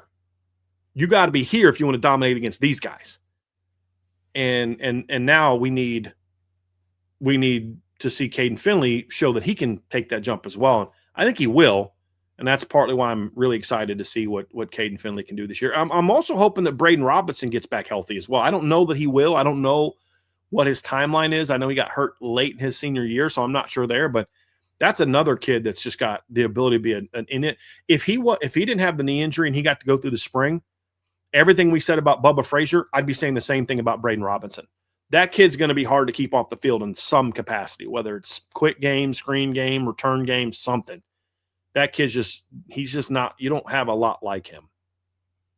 He's the only other receiver in this class that I could see making an impact on special teams as a return man. You're not putting Devin Fitzgerald back to field punts. You're not putting Caden Finley back, 3 yards deep in the end zone on kickoff return. I would do that with Braden Robinson and Bubba Frazier, however, and I'm with you completely. I hope he comes back healthy. I'll be very interested to see if he is healthy, how they'll use him. Mm-hmm. That's something I'm going to be very, very keen to see. I'm with you. Yeah. There's also an interesting battle at quarterback. Look, when you talk about freshman impact, this is one of two positions on offense that I pray we don't see the freshman play a significant snap. I don't want to see a freshman quarterback play a significant down of football in 2026, because that means CJ Carr is no longer available in that moment. So, but talented players, big year for them. But this year's more of a growth year. Learn the offense, get in the strength program, build relationships with your teammates, and learn from CJ. Learn how CJ works. And CJ did a lot of this with Riley, and then some of it he just kind of had coming in. But learn from the guy in front of you. How does he work? How does he prepare? Why is he always here? Why is he doing that? You need to be sponges. You need to be like CJ. You need to be like the good angel and the bad angel on his shoulders asking questions. You know what I mean? Like, you're just trying to learn everything from him as much as you can. Get stronger in the weight room. Commit yourself to I'm going to put in the work in the weight room. I got to get stronger. I'm going to fill out. Spend that time. And every week, prepare like you're the starter mentally. Learn what it's like to prepare like a starter, but then hope that they never have to play those kind of snaps is the hope. But that doesn't mean this isn't a big year. It's a big year for these freshman quarterbacks for 2 years. Number one is it may not get publicized once we get to look, guys, there's going to be a million questions from reporters about the backup quarterbacks in spring practice. It's going to be a storyline you see written about a bunch of times, by us included, because it is a storyline, but it'll get talked about nonstop because quarterback sells. Once we get to the season, those conversations will most likely stop, because now it's unless there's a need for it, because we won't be seeing what's going on with the backup quarterback. But if these guys want to put themselves in position to A, beat out Blake Hebert sometime this year or next spring, or B, hold off Champ Mons when he arrives potentially next spring, the growth they make from now until the end of the season is going to play a big role in that. And that's why it's a big year for the freshmen, even though I hope they don't have to play a meaningful down of football. Really, really hope. Agreed completely. This is a very interesting and crucial offseason for this quarterback group, and we might not even see them play one down of meaningful football this year. It's a very interesting dynamic. I feel similar to the offensive line. Not necessarily the same, because if just an offensive lineman is good enough to force their way onto the field, so be it. Whereas quarterback, I don't see a level of Teddy Gerard or Noah Grubbs getting to that where they just outplay CJ Carr, right? No. So I think of the they offensive may not do that line, when they're seniors. Right. Right. But when I think of the offensive line, their impact is going to be more in the two deep of the offensive line room. I'm not going to predict any true freshman is going to jump in and start, but there's some guys in the room like Grayson McHugh where if they're put in a situation in a room that has a track record of going through injuries, if there's a game or a series or a half where you have to play Grayson McHugh, I think you're going to be in pretty good shape. This group as a whole, but it really starts with Grayson McHugh, because he was in my opinion, the highest ranked member of that offensive line class. Well, I think it was a very good offensive line class. If not for the presence of Will Black, number one, I don't know that they would have moved Anthony Knapp inside, but I don't think it would have taken long in spring to say, I'd at least cross-train Knapp enough, because there might come a time when Grayson McHugh is just too good not to get on the field. Like that would have been a conversation if not for the presence of Will Black. The thing that I was surprised by with Grayson McHugh, Trev, was how physical he was as a freshman. Because he doesn't look like it's when they said he's like almost 6'8", 300 pounds, he does not look 300 pounds. He looks 285. Now, he's not 285. Notre Dame is usually pretty good at giving accurate like weights. Their kids shrink or grow an inch on the depth chart like annually. Yeah. You know, CJ Carr's been 6'2" and 6'3" on the depth chart. You know, I mean, Charles Jagasol's been 6'7", 6'6", and now 6'5" on the roster. But weights are usually pretty spot on, like within a range. So when they have him at 300 pounds, like he weighs 300 pounds, that's kind of more of like, dude, can you imagine what he's going to be like when he adds another 15 or 20 pounds to that frame? He's going to be 320 and he's going to look a lot like Joe Alt did. That's what you get excited about. But he competes. I mean, he gets after it. And so like as a senior, you could see the talent, but you could also, there was a little bit of a, you know, like that's why I didn't go quite full 5-star on him, because there was a little bit of he added like 30, 40 pounds and he's still getting used to it a little bit. This spring, we saw him used to it. And the athleticism he showed, the ability to bend for a tall guy, the ability to change direction for a big, tall, long guy is really good. He just has to now learn the position and develop some grown man strength. But I would argue that Grayson McHugh, I mean, he looked as good as any early enrollee tackle I've seen in a few years this spring. He's in a position where they don't necessarily need him to play right now, but it would not shock me if at some point in time this season, and this is kind of what you were getting at, especially with him, it won't shock me if he's the number 2 left tackle at some point in time.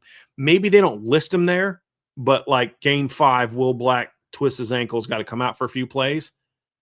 It wouldn't shock me if by that time in the season they're like, hey, 65, get out there. You got, as opposed to putting Matty Augustine over there or, whatever the case may be. Because I think right now, if something happens in an injury to the left tackle, right tackle, or really either guard spot, it would not shock me if Matty Augustine's the next guy off the bench at any of those spots, everywhere but center. It wouldn't shock me. And I think they're kind of training Matty to be that guy. But there comes a point in time where you want Matty to be able to zero in on a position or two. Like, at least let him learn to just only play right-handed. You know, I mean, you can have him play guard and tackle, but just don't make him also practice left-handed. He's still a redshirt freshman that needs to be able to focus on a smaller, group of tasks. Grayson McHugh could be that guy. Say, look, if there's something, maybe not game 1, but by game 4, 5, 6, where if something happens, you need another left tackle, you're putting him in the game, as opposed to one of the older players or moving people around and kicking that back outside, whatever the case may be. I think Grayson McHugh has that ability. He's going to be special at Notre Dame. He's going to be special. And I'll tell you another freshman that impressed me this spring too, Travis, Sullivan Garvin. He's another guy that maybe it's not this year, but it could be. If he can learn to snap more consistently, that's going to be a big thing for Sullivan, snap more consistently. But the physical tools, the snap step, the quickness, the power, the size, I mean, he looks like a veteran right now. He's 6'5", 315, and he looks the part. He's another guy that could find his way into the 2 deep at some point in time this season. No question about it. Agreed. I was very impressed with what I saw from Sullivan Garvin. I guess now there's 2 Sullys on the offensive line, so should probably preface. I was very impressed by what I saw from Sullivan Garvin this spring. Another player that I'm also keeping my eye on in this class is Tyler Merrill. He walks in and he's already one of your biggest interior offensive linemen at 6'6", 330. That kid is massive. Absolutely massive. Would it shock me if he found his way up in the 2 deep as the season progresses? No. There's been some injury history on the interior of the offensive line at certain spots. There's another incoming true freshman in Ben Nichols, who's now on campus, that he'll be competing with for an interior spot. But there's a lot of impressive offensive linemen in this class. I'm with you on Sullivan Garvin, keeping my eye out on Tyler Merrill. There are some absolutely massive kids in this class, without a doubt. Tyler Merrill's interesting, Trev, because we didn't see him in the spring. He was injured, dealing with an injury. Got a chance to see him a little bit this summer at the Irish Invasion camp. And he has already started reshaping his body, because when you saw him this spring, you're like, that kid needs to spend more time in the weight room and less time in the cafeteria. Like, you could see it. We kind of knew that. That's like a lot of young high school kids when they're 16, 17. They still got a lot of that baby fat on them, and it's just got to get worked off. Sullivan Garvin had that. He just kind of worked it off as a senior more so than, Tyler didn't really start working it off. But what shocked me, Trev, when you see him up close, he is long. I mean, he's got very long arms. He's the closest thing I've seen to Quentin Nelson in a body type at Notre Dame in a long time, meaning extremely broad shoulders, arms hang way down, just that big, thick chest, just white. I mean, just like, you just look at him, you're like, that kid's just big. Like, he even if he like completely gets rid of every ounce of fat on his body, which isn't healthy, by the way, but even if he did, he's still going to be big, because he's just a broad-shouldered, big head, big hands, big arms, big feet, big legs, big midsection, just a big old country boy. Like, he's from Pennsylvania, but this is the kind of kid that used to grow up in Nebraska and go play for Tom Osborne, and you never heard of him. And he's some walk-on kid that's been working on the family farm his whole life, and then all of a sudden he shows up in Nebraska and he's just destroying people. That's what he looks like. You know what I mean? Just this big old corn-fed, just, I'm going to fight you all day kind of kid. Now, personality-wise, he's not that. He's a big kind of a goofy kid. He's cracking jokes, and I think in some ways he's going to drive Joe Rudolph a little bit nuts in that regard. But he's a kid that I'm very curious to see. Does he develop the work ethic to turn his potential into production, because he's got the chance to be a great guard down the road? And if he is, and he does put in the work, you'll start to hear that this year. You'll start to see him pushing Christopher Tarrick. You're going to see him pushing guys where, hey, we can let Matty Augustine stay at right tackle now because Tyler's doing this or whatever. Or, hey, this guy's now in the 2 deep here. If we lose somebody guard, this kid's going to step into this conversation. So he's got all the tools in the world. Ben Nichols, we'll see. I loved Ben in high school film. We haven't had a chance to see him yet. Same with Gregory Patrick. He's a guy that we just haven't seen in the Notre Dame uniform yet. Ben is physically further along. He's just 320 pounds. He's a big kid. And then Charlie Tom showed me a lot of toughness and athleticism this spring, Trev, but he's a ways away. He's got to fill out, get a lot stronger. He competes, though. I love that. He competes. He's just going to need a year or two in the weight strength program to just be physically ready to play at this level. But this freshman class, there's a lot of hype about the 27 offensive line class for good reason. It's an elite offensive line class. But when we're putting this together, we're reminded, hey, y'all, this 26 offensive line class is pretty flipping good too. And they're going to make their presence felt this year, without a doubt, in the 2 deep. And I look forward to just seeing some of these guys on the field in the fourth quarter. Like, let's just say you go into the fourth quarter of the Rice game, and all of a sudden Notre Dame trots out left to right, like Grayson McHugh, Tyler Merrill, Sullivan Garvin, Ben Nichols, and Matty Augustine. Because, again, I don't know if Charlie and Gregory are going to be physically ready. Like, that's a bigger offensive line than your starting offensive line. Yeah. You know what I mean? Like that. That is like Javian Osborne and Jonas Walton are like, I'm about to house this bad boy. You know what I mean? Like, I'd love to see that. I mean, because that's 305, 330, 315, 325, 315. And that's 4 true freshmen and a redshirt freshman. Yeah. That's nasty. And they're not nice. They're not nice kids on the field. Like they're great. You just watch them interact this summer. You're like, these kids really get along well. They're laughing and joking with each other. But like when they line up, it's like, did that guy say something about his mama? Because he is beating him like he did. You know what I mean? Like, yeah. Whew, yeah. Yeah. I'm with you. I'm very much looking forward to fourth quarters of games this year where we get to see them for sure. No question. Yep. No question. So overall impact, Trev, what are we thinking that we're going to see from the freshman class this year? I think at the top, you're going to see Ian Premer get meaningful minutes. He is the one true freshman that I'm confident in putting my stamp on that I think we're going to see him, especially if you brought up a very, very good kind of caveat to this. If he adjusts to the level of talent and the speed that he sees at the collegiate level, I'm confident in saying that we will see Ian Premer in some capacity, potentially against BYU, SMU at home, maybe even Miami, depending on how big of a jump he makes. I'm confident in saying that. Outside of that, special teams, I'm confident that we'll see Jonas Walton, Bubba Frazier in some capacities, return men.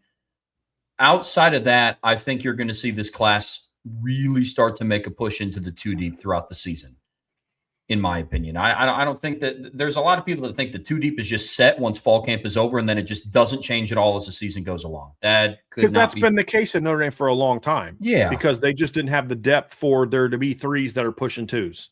right. Just hasn't been there. Right. Not the case This anymore. year, however, I think you're going to start seeing this 26 class start to rise up the ranks, and it'll go unnoticed a little bit.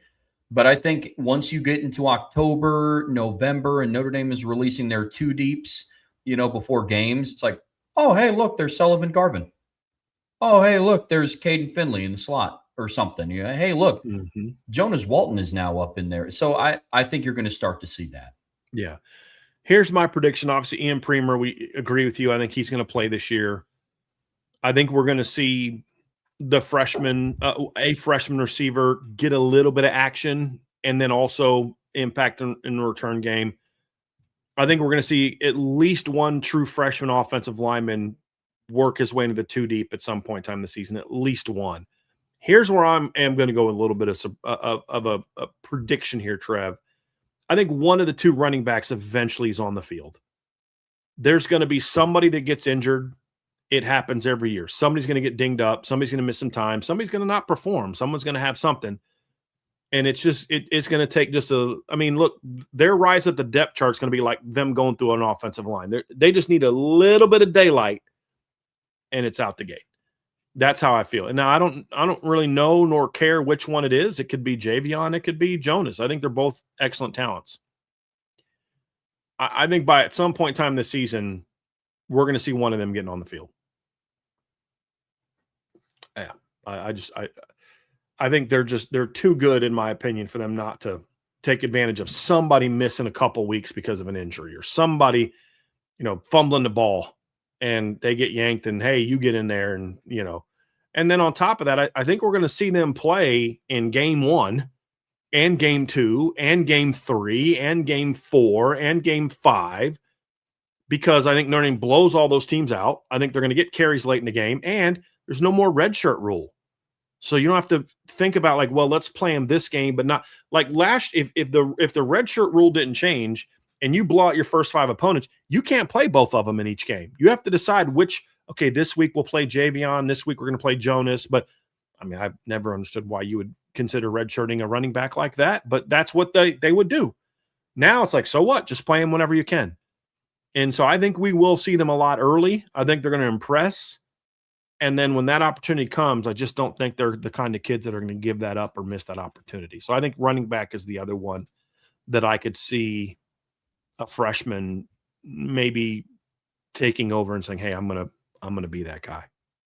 Yeah, I don't envy, but also envy the coaching staff at the same time they have a host of players where you kind of have to ask yourself this question, how long can we keep this guy off the field? And I think we're going to even have more of that conversation on the defensive side of the ball as well. Yeah. Because I think at the very least, we're going to go into 2027 feeling very good about the impact this group is going to make on the football team. Yeah. If everything goes perfectly and Notre Dame is healthy and they play great and they do all these kind of things. And the other thing I'm excited about with this group, Trev, is this is the kind of group with the talent that they have where you aren't happy that you're losing a veteran to the NFL, but you're also not like, how are we going to win next year? There's been a lot of talk like Notre Dame better win in 26 because in 27 it's going to be a long year because you're going to lose this guy, this guy, this guy. You're going to lose Faison. You're going to lose Craig. You're probably going to lose Knapp. You might lose Gerby. You might lose this guy. You're going to lose CJ, blah, blah, blah. You're going to struggle next. I can understand why you think that now.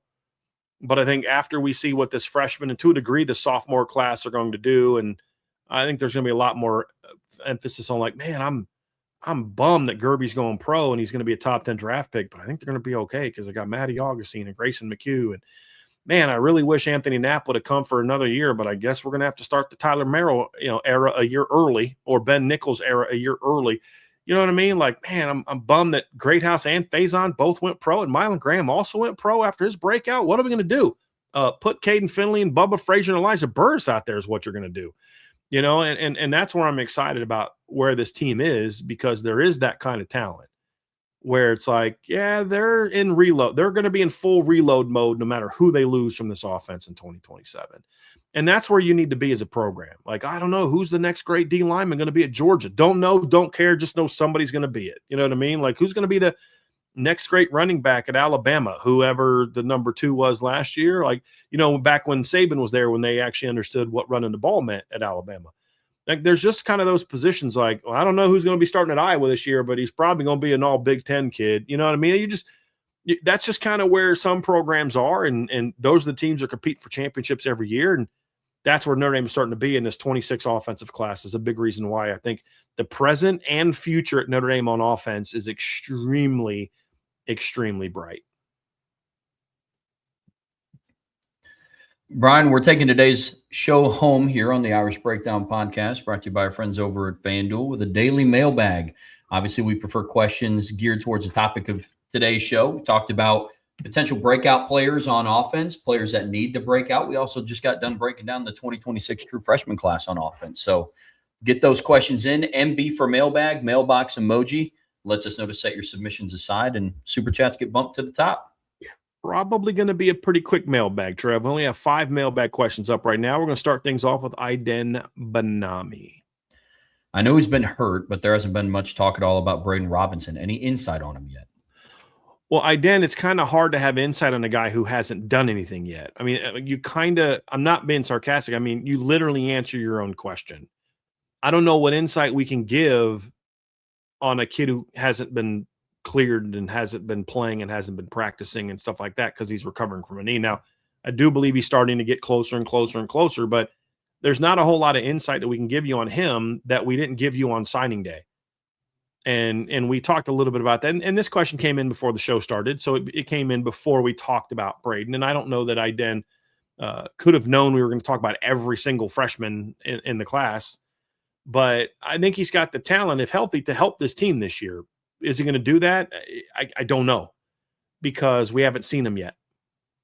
And until we see him cleared and out there, it's going to be tough. But Braden Robinson's a dynamic athlete that I think can help this football team perform at some point in time. Will it be this year? Will he have the patience to wait it out? And maybe it's next year. That I don't know. But the big thing now is just get him healthy. That's going to be the big thing for him now. Yeah. But he's got talent. He's got some talent. There's no question about that. From Time Cone, who are the guys in the mix for kickoff and punt returners? Is Javian and Jonas and Bubba legit contenders to get these type of roles? So punt return, I think we can speak to a little bit better than kick return, because we didn't see him doing any kick returning in the spring.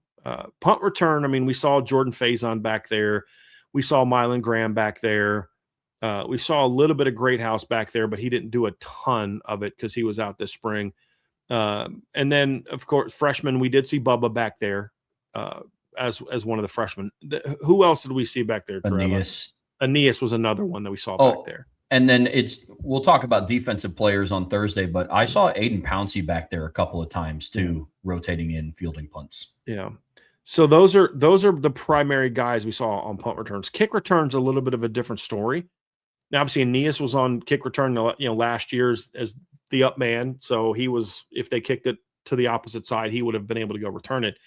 Will he be the guy that just slides back to the number 1 spot? I don't know. I think there's other options there. I think that obviously he could be in the mix there. I would expect him to be in the mix there. I think that's where a guy like Bubba Frazier could compete. That's where a guy like Jonas Walton with his speed and build, he's a big, strong, well put together kid, could really thrive. He's a guy with straight line speed, and he's also got really good leg tackling, breaking tackle, leg drive, and strength. It's got the vision to make quick cuts. So I think Jonas is a guy, and we've seen him as a dynamic kick returner in high school. So Jonas is another guy that I could see back there, along with Bubba Frazier returning kicks. I think there's a couple guys from the defensive side of the ball that maybe could go back there, but wouldn't shock me if like Kari Adams is back there returning kicks this year a little bit, giving him a shot there. I don't know that I want to do that with him coming off like a shoulder injury, but if he's fully cleared, maybe at some point in time. But I think those are the guys that most likely are competing. But I do think the freshman class will get a legitimate chance. Now, here's the thing with freshmen. You're going to be as dynamic as all get out when the ball's in your hands. But if you can't consistently get the ball in your hands, then you're going to have a hard time really winning that job. And what I mean by that is, yeah, Bubba's a legit chance to, take it to the house every time he returns a punt. But a great year from him means what? 2 punts get returned for touchdowns? What about those 10 times he didn't judge the ball correctly or didn't field it and let it roll for 30, 40 yards? At the end of the year, that, one long touch, punt return for a touchdown and getting in a meaningful game. And then the second one you got late in the game of a blowout game that didn't really mean a whole lot. That didn't matter as much as that 2 times against Miami where you let the ball go past you at the 25 and it rolls inside the 10. And now all of a sudden you're inside your own 10 against Miami because you didn't field the ball properly. You know what I mean? Like, it's more important to have priority number one for a punt returner is not scoring a touchdown. It's fielding the ball and not letting it bounce. And if it does bounce, it bounces once. That's it. Never rolls. That's priority number one for a punt returner. Now, if I can find a guy that can do that, and then number two, do something with it, now I got something. Why did Jordan Faison take so long to become the primary punt returner? Because when he'd done it in the past, he was very inconsistent fielding the ball. He'd let it roll. He'd miss it. He'd misjudge it. He'd overrun it where he'd have to kind of go like this. As soon as Jordan finally got more comfortable with tracking the ball and fielding the ball, he was a no-brainer punt returner because he could, A, get the ball anywhere, had great range to get to it, and then B, he could now then go do something with it. But you couldn't trust him to be the guy back there because you weren't sure he was going to get to the ball. So it's very important. Now, I'm okay with Jordan Faison still being the punt returner this year. I would like, however, to see somebody else kind of make them feel comfortable enough to just let him focus a wide receiver. And say, hey, look, dude, we're going to be playing you 40-plus snaps a game at receiver. Let's take a little bit of that pounding off of your legs and give a shot to get Bubba some snaps or to get Braden Robinson some snaps or Javian Osborne or Jonas Walton or I don't care who it is. I mean, it could be someone from the defensive side of the ball. I don't care who it is. But let's give one of those guys a shot to do that because they can do the job well also. And then that's one less opportunity for you to get drilled or get hit or whatever the case may be. And you can be fresh for that first play of the next series. So I think would love to be able to see that from somebody. But here's the thing. They got to force the issue though. Yeah. It can't be the players have to force the issue, not the coaches. The players have to say, hey, coach, look at the job I'm doing. Play me. Get Jordan out of here. Don't let him get hurt on special teams. I got this. And if they're able to do that, especially on punt return, I think that would speak volumes about the quality of players that Javian, Jonas, or Bubba are. Because under Freeman, the punt returner has been historically a pretty veteran player. In 23, it was Chris Tyree. In 24, it was Max Hurleman, who'd played a lot of football even before coming to Notre Dame. And then obviously this past season, it was Jordan Faison. So be very interested to see. And was Max Hurleman a guy that anyone was worried about going out there and taking one to the house every time he fielded the ball? No, not really. I mean, I'm not trying to take anything away from Max. Like he wasn't a good athlete. He's a very good athlete. That's the reason he's in the NFL. I mean, or at least he made the NFL. But I mean, he was average 6 yards a catch. But you know what Max was good at? The ball wasn't going to go past him. He was going to get to the ball and field the ball and take a hit. And that's why he did that job. And that's now part of the reason Jordan didn't do that is because Jordan was injured early in the year, got hurt in the opener. But the other part of that is it took Jordan a little while, Trevor, to kind of be counted on to where I trust that you're going to get the ball and not miss it or let it roll. And as Jordan has got more comfortable with that, he's become much more impressive. And last year that's averaged over 10 yards of return. Max averaged 6. Jordan's a way more dangerous punt returner, but I'm not willing to give those 4 extra yards on 10 to 15 punt returns on your average because, you return them 15 times and you average an extra 4 yards a carry. That's what, 60 yards? You could lose that on two misjudged punts that roll past you. You lost all those yards on those 2 plays. Boom, just like that. Now, you want to do both. And last year, Jordan did both. Jordan could get to the ball, and he could then do something with it when he got the ball.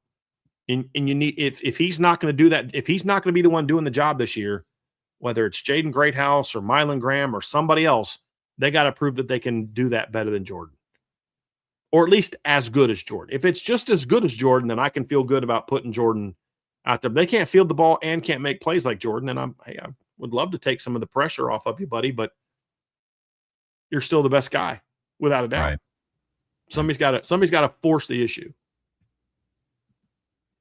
From Battle in the Trenches, who on the offense do you see as the player who won't get all the headlines, but is a quiet, vital piece of the puzzle, allowing the offense to reach its potential? Can be O-line or a position player. Well, I think there's 2 interior guys that won't get a ton of buzz that are going to be super, super important, and we didn't really talk about them today, and it's Ashton Craig and Sullivan and Absher. Those are 2 guys for sure. I mean, if Anthony and we saw this in 2016. Quentin Nelson was like a 2nd or 3rd team All-American. Mike McGlinchey was a 2nd or 3rd team All-American. Alex Bars was pretty darn good at right tackle. Sam Musgrave had a real solid first year as a starter at center. The offensive line had issues because the right guard position was bad, just wildly inconsistent, until Mark Harrell stepped in at the end of the year and settled things down a little bit. We saw this again in 2021, where, you had this revolving door at left tackle, left guard. And then, center was good with Jarrett Patterson. Right guard was, Caden Madden was okay. He wasn't bad. He was okay.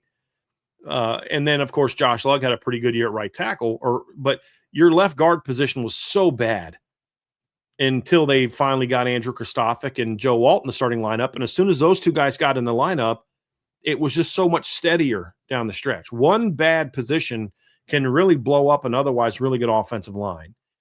And so Sullivan Absher and Ashton Craig are going to be important, but I think that they're going to play good football this year. They're 2 of the most vocal leaders they have that we saw this spring. And they've got to play consistently good football. They don't have to dominate people. They just have to play consistently good football. I think they're very important to the success of the offense. And the other one for me, you talk about quiet, vital piece. If other players start breaking out at receiver, Jordan Faison will quickly start getting overshadowed from a publicity standpoint. And I think we're already seeing that a little bit, because Jordan's not like a real talkative guy. He's not like he's confident, but he's not like super flamboyant and all that. He'll quickly get overshadowed, in my opinion, by CJ Carr, whoever breaks out at running back, either Greathouse or Mylan Graham or Quincy Porter. Somebody's going to overshadow Jordan Faison real quick. But him becoming the best version of himself is going to be super important to this team reaching its full potential, whether Jordan is the number 1, the number 2, or the number 3. And the reason, look at the playoffs. Like, he's that guy that maybe only catches 4 balls for 46 yards against Georgia in the Sugar Bowl, but you're like, dude, he was made money plays in that game. He didn't have a stat line that blew you away, but man, he was super important in that game. You think of the Jaden Greathouse against Texas A&M type of games from Jordan Faison. He only caught 2 balls for 12 yards, but that second catch was a 3rd and 5 on the game-winning drive. That's the kind of thing that Jordan Faison's capable of doing, even if he starts getting overshadowed by other people, which I think is going to happen this year. But it's not going to take away from how important he is to the team. The other piece to that puzzle, I'm with you completely. I agree. If I had to go with one person on the offensive line, I'd probably say Sullivan Absher. Agreed on Jordan Faison. I'll also throw in just the tight end position room as a whole, because the way that they're geared as of right now is more of a run blocking unit, and they're not going to get the attention that they deserve, because understandably so, Notre Dame has had a lot of great tight ends come through their program. But if a tight end doesn't put up Michael Mayer numbers, they just don't get talked about as much. But I think the impact that Cooper Flanagan and James Flanagan and Ty Washington could have as run blockers won't get talked about enough. Mm-hmm. I agree. You just don't get a lot of buzz for being a great run blocker as a tight end. But I have a feeling we're going to have a lot of clips that we show upon further reviews in my Monday film breakdowns this year that are going to have a lot of watch 87 right here. Watch 88 right here. Like Yeah. their stat line was 2 catches for 12 yards. But watch this. This plays a 5-yard game without the tight end. This plays a 7-yard game without. This plays a -2 without the tight. You know what I mean? You're just going to see a lot of plays like that this year. A lot of them. From Timecone, is there any chance we see an empty backfield set if the O-line is outstanding? I'm imagining we could get Premer and some of the wide receiver depth involved. I mean, is there a chance? Maybe. I would say with Aeneas Williams' skill set as a pass catcher, the only time I would maybe even see a scenario like that is if they're going like a fast tempo 2-minute drill. But no, I think because of how good the offensive line is going to be and how outstanding it's going to be, I think you're always going to see a running back on the field, especially with CJ Carr's ability to check plays at the line of scrimmage and the freedom that we've already seen him as a redshirt freshman have in that capacity. But I get the point you're making. Like, you don't need the extra blocker in there in the backfield to protect CJ, but is there a chance they could go empty set? Yeah. Mike Denbrock hasn't done that a whole lot at Notre Dame. They'll do it. Yeah. But not a ton. Yeah. I think what you'll see from empty sets is Timecone. We'll see empty sets with CJ Carr. Yes, we'll see empty sets. We saw empty sets last year. I don't know that I love empty sets, to be honest with you, because it's limiting. It tells the other team we're throwing the football. Because you don't have Everett Golson or Riley Leonard or Malik Zaire or Deshaun Kaiser or Ian Book, even to a degree, where you can say, okay, yeah, we may be empty, but we can still run the football here. Because we basically have a single wing quarterback situation where we can run counter right now. We can run inside zone. We can run outside zone. We can send someone in motion and do some power reads. Like, we can do anything we need to do running the football here without anybody in the backfield. You don't have that with CJ Carr. You can run a draw and convert a 3rd and 4, but you're going to get 4.5, and then you're hoping he goes down and slide. Actually don't slide. Go head first, because if you slide at 4.5, you're going to probably not get them first down because they'll probably mark you back a little bit. But the point is, you don't have that same threat. Plus, when you widen teams out like that, you put them in coverage mode. Whereas if I want to get 5 guys out in a route, I actually want to have a more reduced look. I want to have my back in the backfield, my tight end attached to the line of scrimmage or in a wing, because now I condense things a little bit, which then allows my quarterback to see guys more greatly declare. If a guy's already out, he can kind of play a little bit with the zone, where if I have to get him tucked inside because I have 2 guys in the backfield and he's got hook curl, he's got to declare that a lot sooner if he's in the box than if he's 4 yards outside, because we're in a bumped, empty 3-by-2 or 4-by-1 alignment. And so that also allows you to get some leverage advantages. It's harder to get leverage advantages when working like out cuts and things like that. If I want to do like a little 3rd and 4 sprint out to trips or something like that, or a 2-side trips where I want to run off the outside guy and run a little maybe option route, or just, hey, look, just a get open route. Sometimes it's literally called a get open route. I need you to work and get vertical, and at 4.5, I need you to win somehow, some way. I don't care what we call it. You need to sell this guy. You can do whatever you need to do. You got to win to the outside. That's what you have to do, and you got to get to 5. That's a lot harder to do when you're in an empty look, because they're already wider. You've lost a little bit of that potential leverage advantage when you're working outside, where I would rather see you do sort of a bunch or like a motion out of a 2-by-2, tight end in a wing, where you send the tight end motion backside and you sprint out away because they're going this way. You go here. Maybe there's alignments where if your running back is, you put your tight end to the boundary and you're in a 2-by-2, your running back's to the field, they're going to tuck that inside linebacker inside of him. Maybe on a 3rd and 2, you can gain an advantage of flying him outside on the slide route. And then that way, that linebacker has to do one of 2 things. He either he's going to turn it loose and not get out there in time, or he's going to go flying out there, which means my slant route or my option route from number 2 is going to come wide open behind that guy. Whereas if we're out wide in an empty set, we've made it a lot easier for them to defend inside out to the outside. So while empty's nice, I don't know that that's necessary in the way that Notre Dame runs their offense. I think empty is a very overrated formation if you don't have a quarterback that can do something with his legs.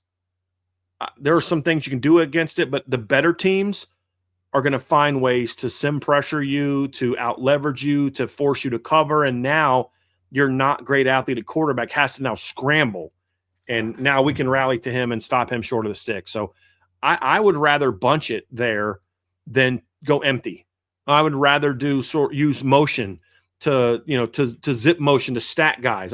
Those things where I can get a leverage advantage or I can get a numbers advantage are going to be far more prominent if I've got guys attached to the line of scrimmage, because I now have to force you to reduce, which gets my guys more room to work on the perimeter, where I lose some of that when I go empty. Now, there are some times where I want to go empty because this team is going to so overcorrect that they're going to open up some sort of, we run, number 2 runs a slot fade, number 3 runs a seam, because we know their linebacker is going to run hard with that number 3 vertical.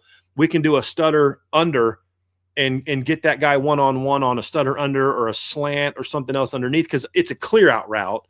And we know that we can get that open because they're going to use their line. I mean, there's times when there are advantages to it, but more often than not, I'd prefer to have guys coming from the backfield. And then it's a lot easier for me to check Max Pro. If I think they're bringing something and my tight end's already in a wing, I don't have to then do what Notre Dame does when they do go empty, whether it's pure empty, 5 out or 4 out. And then CJ's got to check it where he's got to bring the tight end in. You see him like, hey, come in. You kind of know what we're doing now. They can smoke with that every now and then to show like, hey, we're not really doing that. We're just we are lining up outside and we know we're going to bring him in and we're actually running the ball away or something. But more often, I would be willing to bet you more than 50% of the time when they do that, it's a pass play where they're now set at getting an extra guy protection. Where I've already got that because he's attached. And I still have some things I can do right before the snap or after the snap to get him, in a positive situation. So that's why I'm not a huge empty guy. But there are times and places where empty can work for you. I like going empty and then booming like right before snap, guys quickly get somewhere else. And then now they're thinking and communicating, or quickly going empty right to the last second. Like I got a tight end and a wing and I got a running back, and then boom, right before the snap, they quickly shift out, get set, and now we're going. You occasionally catch them off with something like that, but it's not something I love all the time. I still remember 95, Trev. You watched this game this past year, I remember. But Florida ran a ton of empty. And they did it under center. Yeah, by the time they got to the Fiesta Bowl, because back then nobody did it. So you didn't have a lot of pressures to beat it. Nobody did that. Well, Nebraska in the month between the conference championship game and the Fiesta Bowl had found some weaknesses in that, and they just ate Danny Warfel up, because there's just not a lot you can do when you're an empty. If they figure it out, we're just got to throw hot. Like, oh, well, I guess we're going to have to throw hot and hope that it works out well. But teams are just so much better prepared to handle that. There are some air raid offenses can do things with that, and I just don't know that presents a ton of advantages for a team like Notre Dame. And we don't see a lot of teams that win championships that do a lot of that stuff. Yeah, they put up a lot of offensive points and a lot of numbers and a lot of passing yards, but how many championships are those teams winning? Not a lot. Not a lot. From Sine Cosine Tangent, which true freshman makes a bigger impact, Bubba Frazier or Ian Premer? I would go Ian for now. That's my pick right now, Ian Premer. Yeah, as is mine. From Acupuncture, very little talk about Bettis Jr. Do you think he makes an impact this year? Do you see a guy like him hitting the portal? Look, not every player that doesn't play is going to transfer. I mean, there's plenty of guys that stay. I don't know that Jerome Bettis Jr.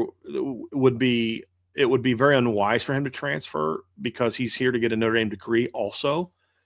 Part of the reason we don't talk a lot about him is we did talk about him early in fall camp or spring practice because he did well, but then he got hurt. And I don't know that there was ever a conversation that by his second year, Jerome Bettis Jr. is going to help. He was always a down the road type of player. And that was especially true after his injury. But no, I'd be shocked if Jerome Bettis Jr. hit the portal before he gets his degree from Notre Dame. I just don't think that would make a lot of sense. Agreed. From Irish for Life, we seem to have pretty good depth in a lot of positions now, but what position group on this team has the biggest gap between the projected starters and the backups? I mean, quarterback. Yeah, agreed. And then Obviously, they're backups because Notre Dame's linebacking room has 5 guys that have all played, but I would say there's also a pretty significant gap after the top 5, and then who would be coming in behind. But, like, that's like arguing – I mean, you're correct on that, Trev, but that's what makes the fact they play so many guys, like, misleading, because most teams have a big gap between their number 3 guy and their number 1 guy. Right. And that's what we're arguing here is like, well, yeah, you got these guys, but if they have to go beyond those 5, well, yeah, we're talking about 3rd and 4th stringers at that point in time. And that's kind of what like gets you excited. But yeah, as far as like a proven commodity, there is a big gap between those 5 and then like Teddy Rizak and Ko'okia and Kahanukia and Thomas Davis Jr. and Jacoby Clapper. Certainly a big gap. That's why I think the spring was so important for guys like Teddy and Ko'o, because they could get those reps and we could start to see, okay, Teddy showed me something this spring. Got to get stronger, got to fill out a little bit. But, dude, athletically and ability to read the defense, Teddy showed us some stuff. Ko'o showed us some stuff this spring. So they're closing that gap because of their experience they got this spring, Trev. But you are correct. If there comes a point in time where you've got to dip in past that 5 for starter or number 2 snaps, it becomes a little bit problematic. It does. From James Gibbs, if there was a playoff in 2003, do you think LSU or USC would have won? Would Boise State and TCU had made the playoff back then with only 1 loss? 12-team playoff, sure. 14 playoff, I don't know, Trev. I think USC in 03 probably would have won it all, but that would have been a great game watching that LSU defense against that USC offense. That'd have been a great game. Yeah, without a doubt. Game. That was a really good LSU football team. Was that the year Matty Malk was the quarterback? Hold on, I always forget that one.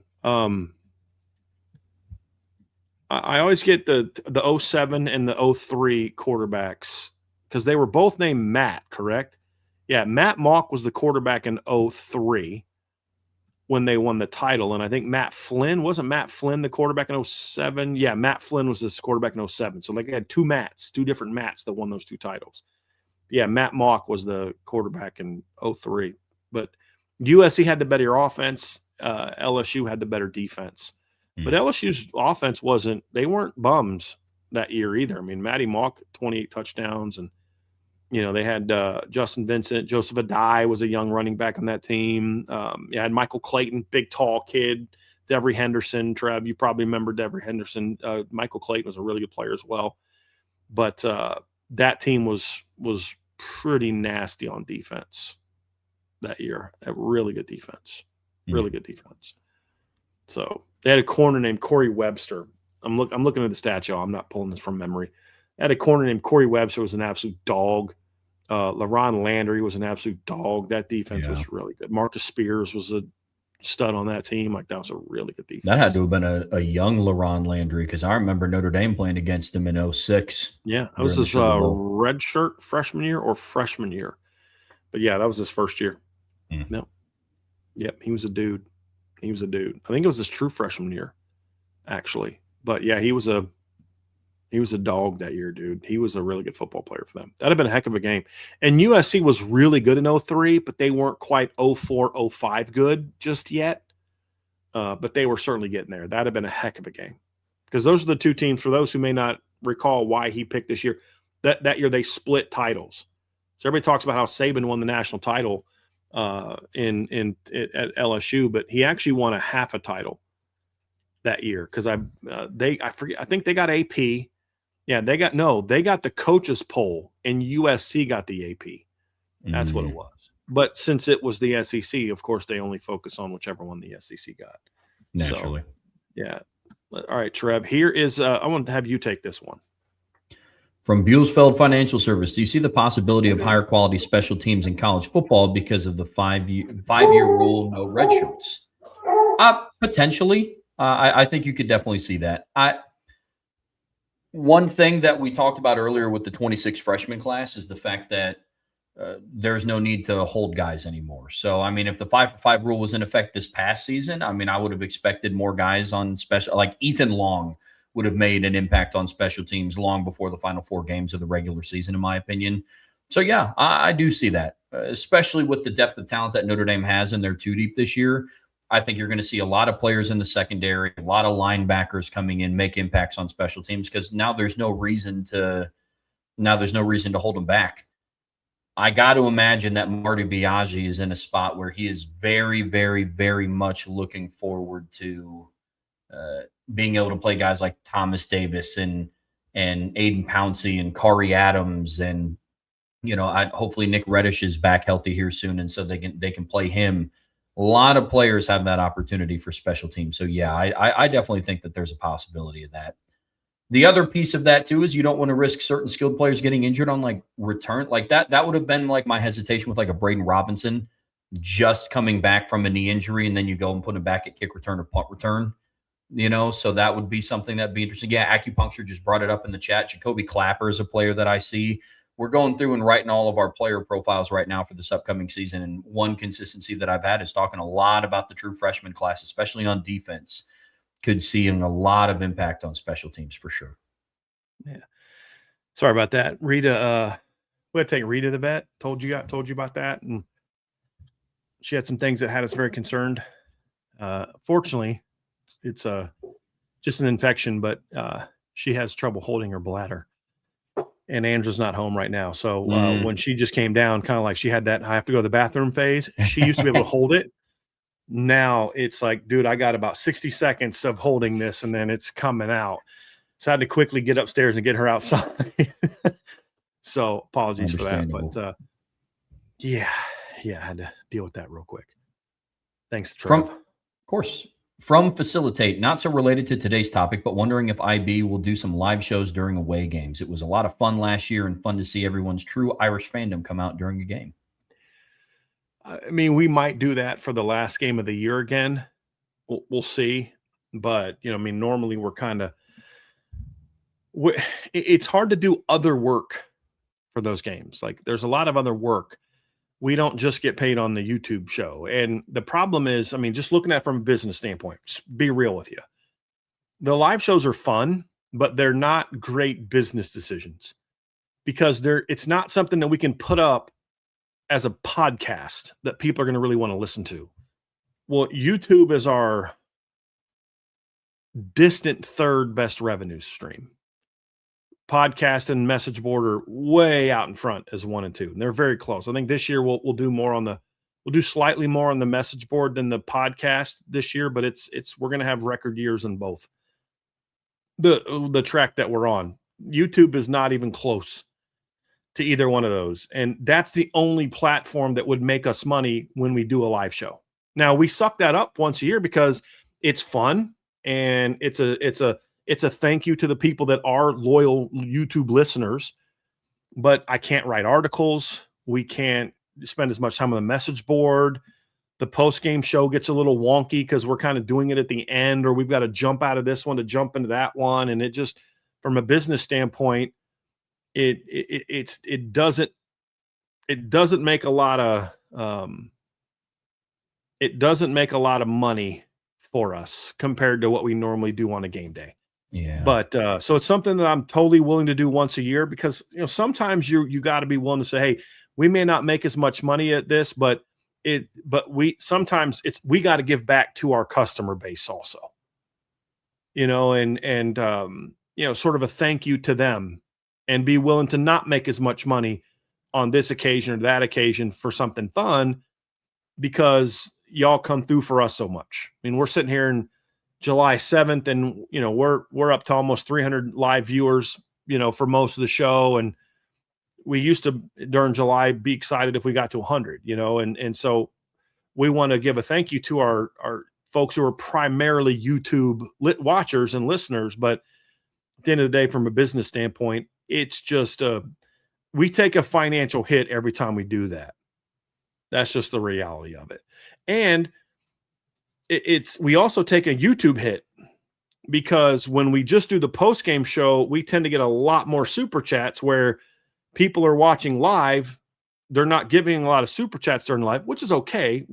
We don't often, we'll say, hey, if you want to do this, leave a super chat, but we're not out here the whole show. Super chat, super chat, super chat, super chat, super chat, but post-game show, we get a lot more super chats. But when we do a live show, we found that we just don't get as many super chats. So in every regard, it's a financial hit that I'm totally fine taking once a year. Trev will tell you, like, everything we do is not driven by how can I maximize our money on everything. The most important thing is what's the quality of the content that we're giving to our subscribers and our customers and our people. That's the most important thing. And sometimes that means we've got to be the ones to make the sacrifice. So that way you guys can get something that we know you love. But it's just hard to do that for other road games because I can't take that kind of financial hit for every single road game or more road games. We have to make some smarter decisions on that regard. But just felt it'd be, because we get asked that question a lot. Why don't you guys do those more? It's a business decision. Plus, honestly, it's harder for us to watch the game and really analyze it. That's when we're having to immediately give feedback in a game. That's what makes it difficult. Game day operation for us, peek behind the curtain, like I'm charting every play, like the result, the down, things like that as the game is going on. Mm-hmm. And when you're doing a live show, there's an aspect of presentation that you have to give. And so if I were on a live show operating the same as when I'm just watching a game in person, I would look like this quite a bit of time. Mm-hmm. Yeah. And that just doesn't make for good content. No. So that's the other piece of it too. So now what I have thought about doing, and I don't know if I will do this because I don't want to have to monitor it, but we have live chats that happen on the message board, but I have thought about like setting up a game day YouTube chat to let you guys all interact, but it's hard to do that because we would then have to monitor it because you only need like one or two knuckleheads to act like some knuckleheads act on game day, and it ruins the whole thing. So we'll see about that, but we're trying to find ways to where we can give you guys things that we know you want that maybe don't help us. Because, and also it's fun to do, honestly. I mean, when we know we're just here to talk during the game and we're not worried about as much of the post game show and we just know going in is what we're going to do. It is fun. Like, I mean, because it's a community. We like hanging with y'all and we like talking ball and stuff like that. But it's more something that's more of a 1 year, a once a year type of activity. It was tough last year. It was my first ever live game watch with you guys, and it was tough. That kickoff was at 10:30 p.m. Yes, Travis, that was also. That's right. I mean, I'm not going to bed till 2 or 3 every morning during the season. Kickoff time was like when Trev is usually his head's in the pillow, like he's already counting sheep. So yeah, that was tough. Trev was dragging a little bit. It's going to be different for you this year because you're going to be used to being up late at night now. Yeah. Once that little one comes, start of the season, man, not too much longer. Yeah. My guy Black Irish, thank you so much for the super chat, my dude. I appreciate you very, very, very much. He says for the hit, and then Irish for life. Paul says I don't believe Brian didn't start IB with money as his main motivator. I think you mean I don't believe Brian started IB with money because that's what you said in your first one. Because that makes it seem like what you said there makes it seem like I did start it with only money on my mind, but I don't think that's what you meant by that. But it's for making good content, a great community, mission accomplished. I appreciate you very, very much. He said, yes, blank that out. But yeah, I know you, Paul. I know you're my guy. I know what you meant, buddy. Trust me. And we all do that. But no, look, obviously I'm a husband and a provider. And so obviously making money, I have people that work for me who, what we do and what I pay them and how much money my Irish Breakdown makes helps them provide for their spouses. I think now everyone that works for me is married. Trev, you're about to have a child, so you're about to be a father. And Vince is a father. He's a lot of kids. Sean's a father. One of his kids still lives at home. Sean Davis is a father. Now his daughter doesn't live at home, but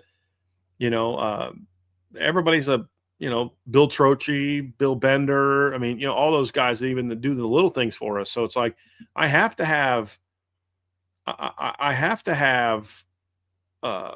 the thought of how can we make good money has got to always be part of what we do, but not at the expense of certain things. There's just in travel tell you, there's certain things like we could have raised our prices way more than from $4.99 to $6.99 for a membership and made a lot more money, but we'd have lost more customers, made more money, but lost more customers. Well, I care more about keeping more of the customers and part of our community and building the community than I do maximizing the total revenue that we might be able to get out of people. We could sell a lot of ads for shows and just constantly doing live reads during shows. But I think that takes away from the customer experience, the listener experience. So you have to balance both. And that's one of the biggest challenges I have as the business owner of Irish Breakdown, is that, how do you do right by your customers while also doing right by your employees and the people that work for you and my own family. And it can be a challenge. It can definitely be a challenge. And I mean, I went through weeks of debating what I was going to raise my prices to, the message board prices, because I wanted to make sure that we were able to make money, but also able to make sure that we were not pricing some people out of the market, so to speak. And I think we've tried to do that as best we can. So I'm glad that some of you noticed that, and I appreciate that very, very much. Last few questions here, Trev. From Acupuncture, do you see a scenario where both Faisons play together? Could this only be true if Jordan comes back next year? It's going to be tough for Dylan to get on the field this year. I'm not writing him off, because that'd be as dumb as writing Jordan off when he was a freshman. Dylan Faison's an excellent athlete. Yeah.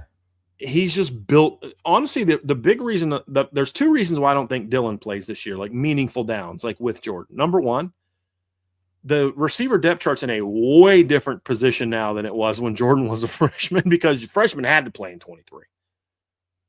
And they played like 4 of them. I mean, Rico played, Jaden Greathouse played, Jordan Faison played. Who am I missing? There's somebody else. Greathouse, Faison, Rico Flores. I felt like there's another freshman that played. Now KK didn't play, and then it was only Tobias those 3. was a red shirt. Yeah. But So you had to play the young guys then. That's not the case here. You don't need any of the freshmen to play. Number 2, Jordan was more of a short, a little thicker, stockier build, where Dylan is tall and a little thin. Now, the good news is Dylan got an early start in a strength program by coming in a semester early and playing lacrosse. So it's not like he's not showing up until the summer. So he did, have college nutrition, college strength program. It's a lacrosse strength program, which is different than football, but it's still a good strength program where he's going to be adding weight and adding strength and conditioning and all that. But that's partly why too. His build is very different than Jordan's was, and the need is just not there for that. So I think that's why I don't see Dylan playing. But am I going to write off Dylan Faison? I learned about 4 years ago that discounting a Faison is a dumb idea. That's where I'm at. At the bare minimum, yeah. At the bare minimum, what I hope to see on Senior Day this year is they give both Faisons the opportunity to line up next to each other, because there's a good chance this is Jordan's last year in South Bend. I think that would be cool for a couple plays to get him out on the field together on Senior Day. Yep, agree. From Irish for Life, we didn't talk kicking game. We were one of the worst in the nation last year. What has the coaching staff done this offseason to fix it? Well, one freshman we did not talk about was Micah Drescher, because I don't see Micah kind of making an impact this year. We should have mentioned Micah Drescher. We talked about a lot of other guys. I think we might have would have given him a note next week. I normally put special teams with defense, and we'll talk, or Thursday, I mean. But what they did was, number one, you went out and got Spencer Porath. You went out and got Micah Drescher, and then Eric Schmidt. You keep coaching him up. So now you've got 3 legitimate scholarship kickers to compete with each other. And only one of them's a freshman. Where last year, if things didn't work out for, Noah Burnett, then you were having to turn to a freshman who was still making the transition to being a full-time kicker, as someone who was primarily a punter, kickoff specialist early on in his recruitment. So I just think getting a more consistent, reliable player in Micah and Spencer Porath is the biggest thing. But look, the kicking operation has been terrible the last 2 years, but only one of those years was it because you just didn't have a good evaluation. Mitch Jeter was a very good kicker when healthy. Not a lot of teams in college football lose their starting kicker and they're just fine. That's kind of an issue for a lot of people. So, and then once Mitch Jeter came back in the postseason, guess what? He was money again because he was healthy. So I understand the angst, but the Noah Burnett evaluation wasn't good. I don't know that Notre Dame necessarily could have known that. I mean, he if he would have just kicked like he did in North Carolina, he'd have been fine. But we saw in the first spring, like, this guy is not it. This isn't it. But I think they did a much better job of evaluating this year. And they said, hey, we're going to get 3 scholarship kickers. Not a lot of teams have 3 scholarship kickers. I think that's Notre Dame putting their money where their mouth is, that they know they got to get better here. And they've got to have, if our starter goes down, we can't be going to a walk-on who's just kind of okay at best. Just can't do it. So I think that's what they did. Yeah, they increased their margin for error this offseason. Agree. And Micah Drescher's got a leg. He's he'll be a freshman. He's further along as a place kicker, I think, than Eric Schmidt was, even though Eric might have a stronger leg. But he's a good kicker. From Mark Rukavina, what do you think about using Ian Premer like Riley Leonard in goal line situations? No, there's no need for that. Like, the thing about Ian Premer, Riley Leonard is Riley was a sneaky smooth. He was a big 6'4", 215, 220-pound kid, but he could get skinny and find those little creases in a line. He just was natural with it. I would not try to have someone else replicate that. That was just a natural gift that Riley had. I also think when you've got Kedron Young, Aeneas Williams, Blake Hebert, you have plenty of Javian Osborne, Jonas Walton. You have plenty of running back options. But at the end of the day, you're going to be successful in goal line situations because of the design of your scheme, meaning, are you protecting yourself off the edges, something Notre Dame did not do a good job of in goal line last year. They allowed way too many short edges for people to crash. And number 2, is your offensive line winning? I mean, that's really what it comes down to.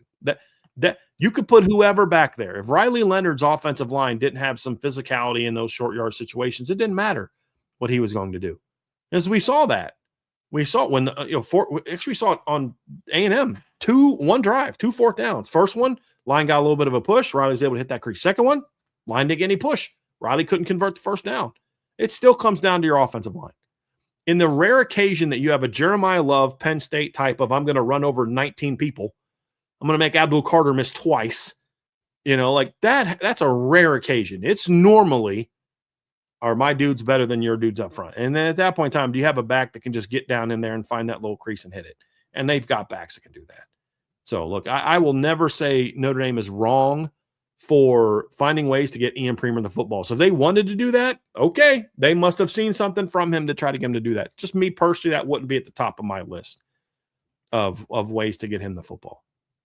Just wouldn't be.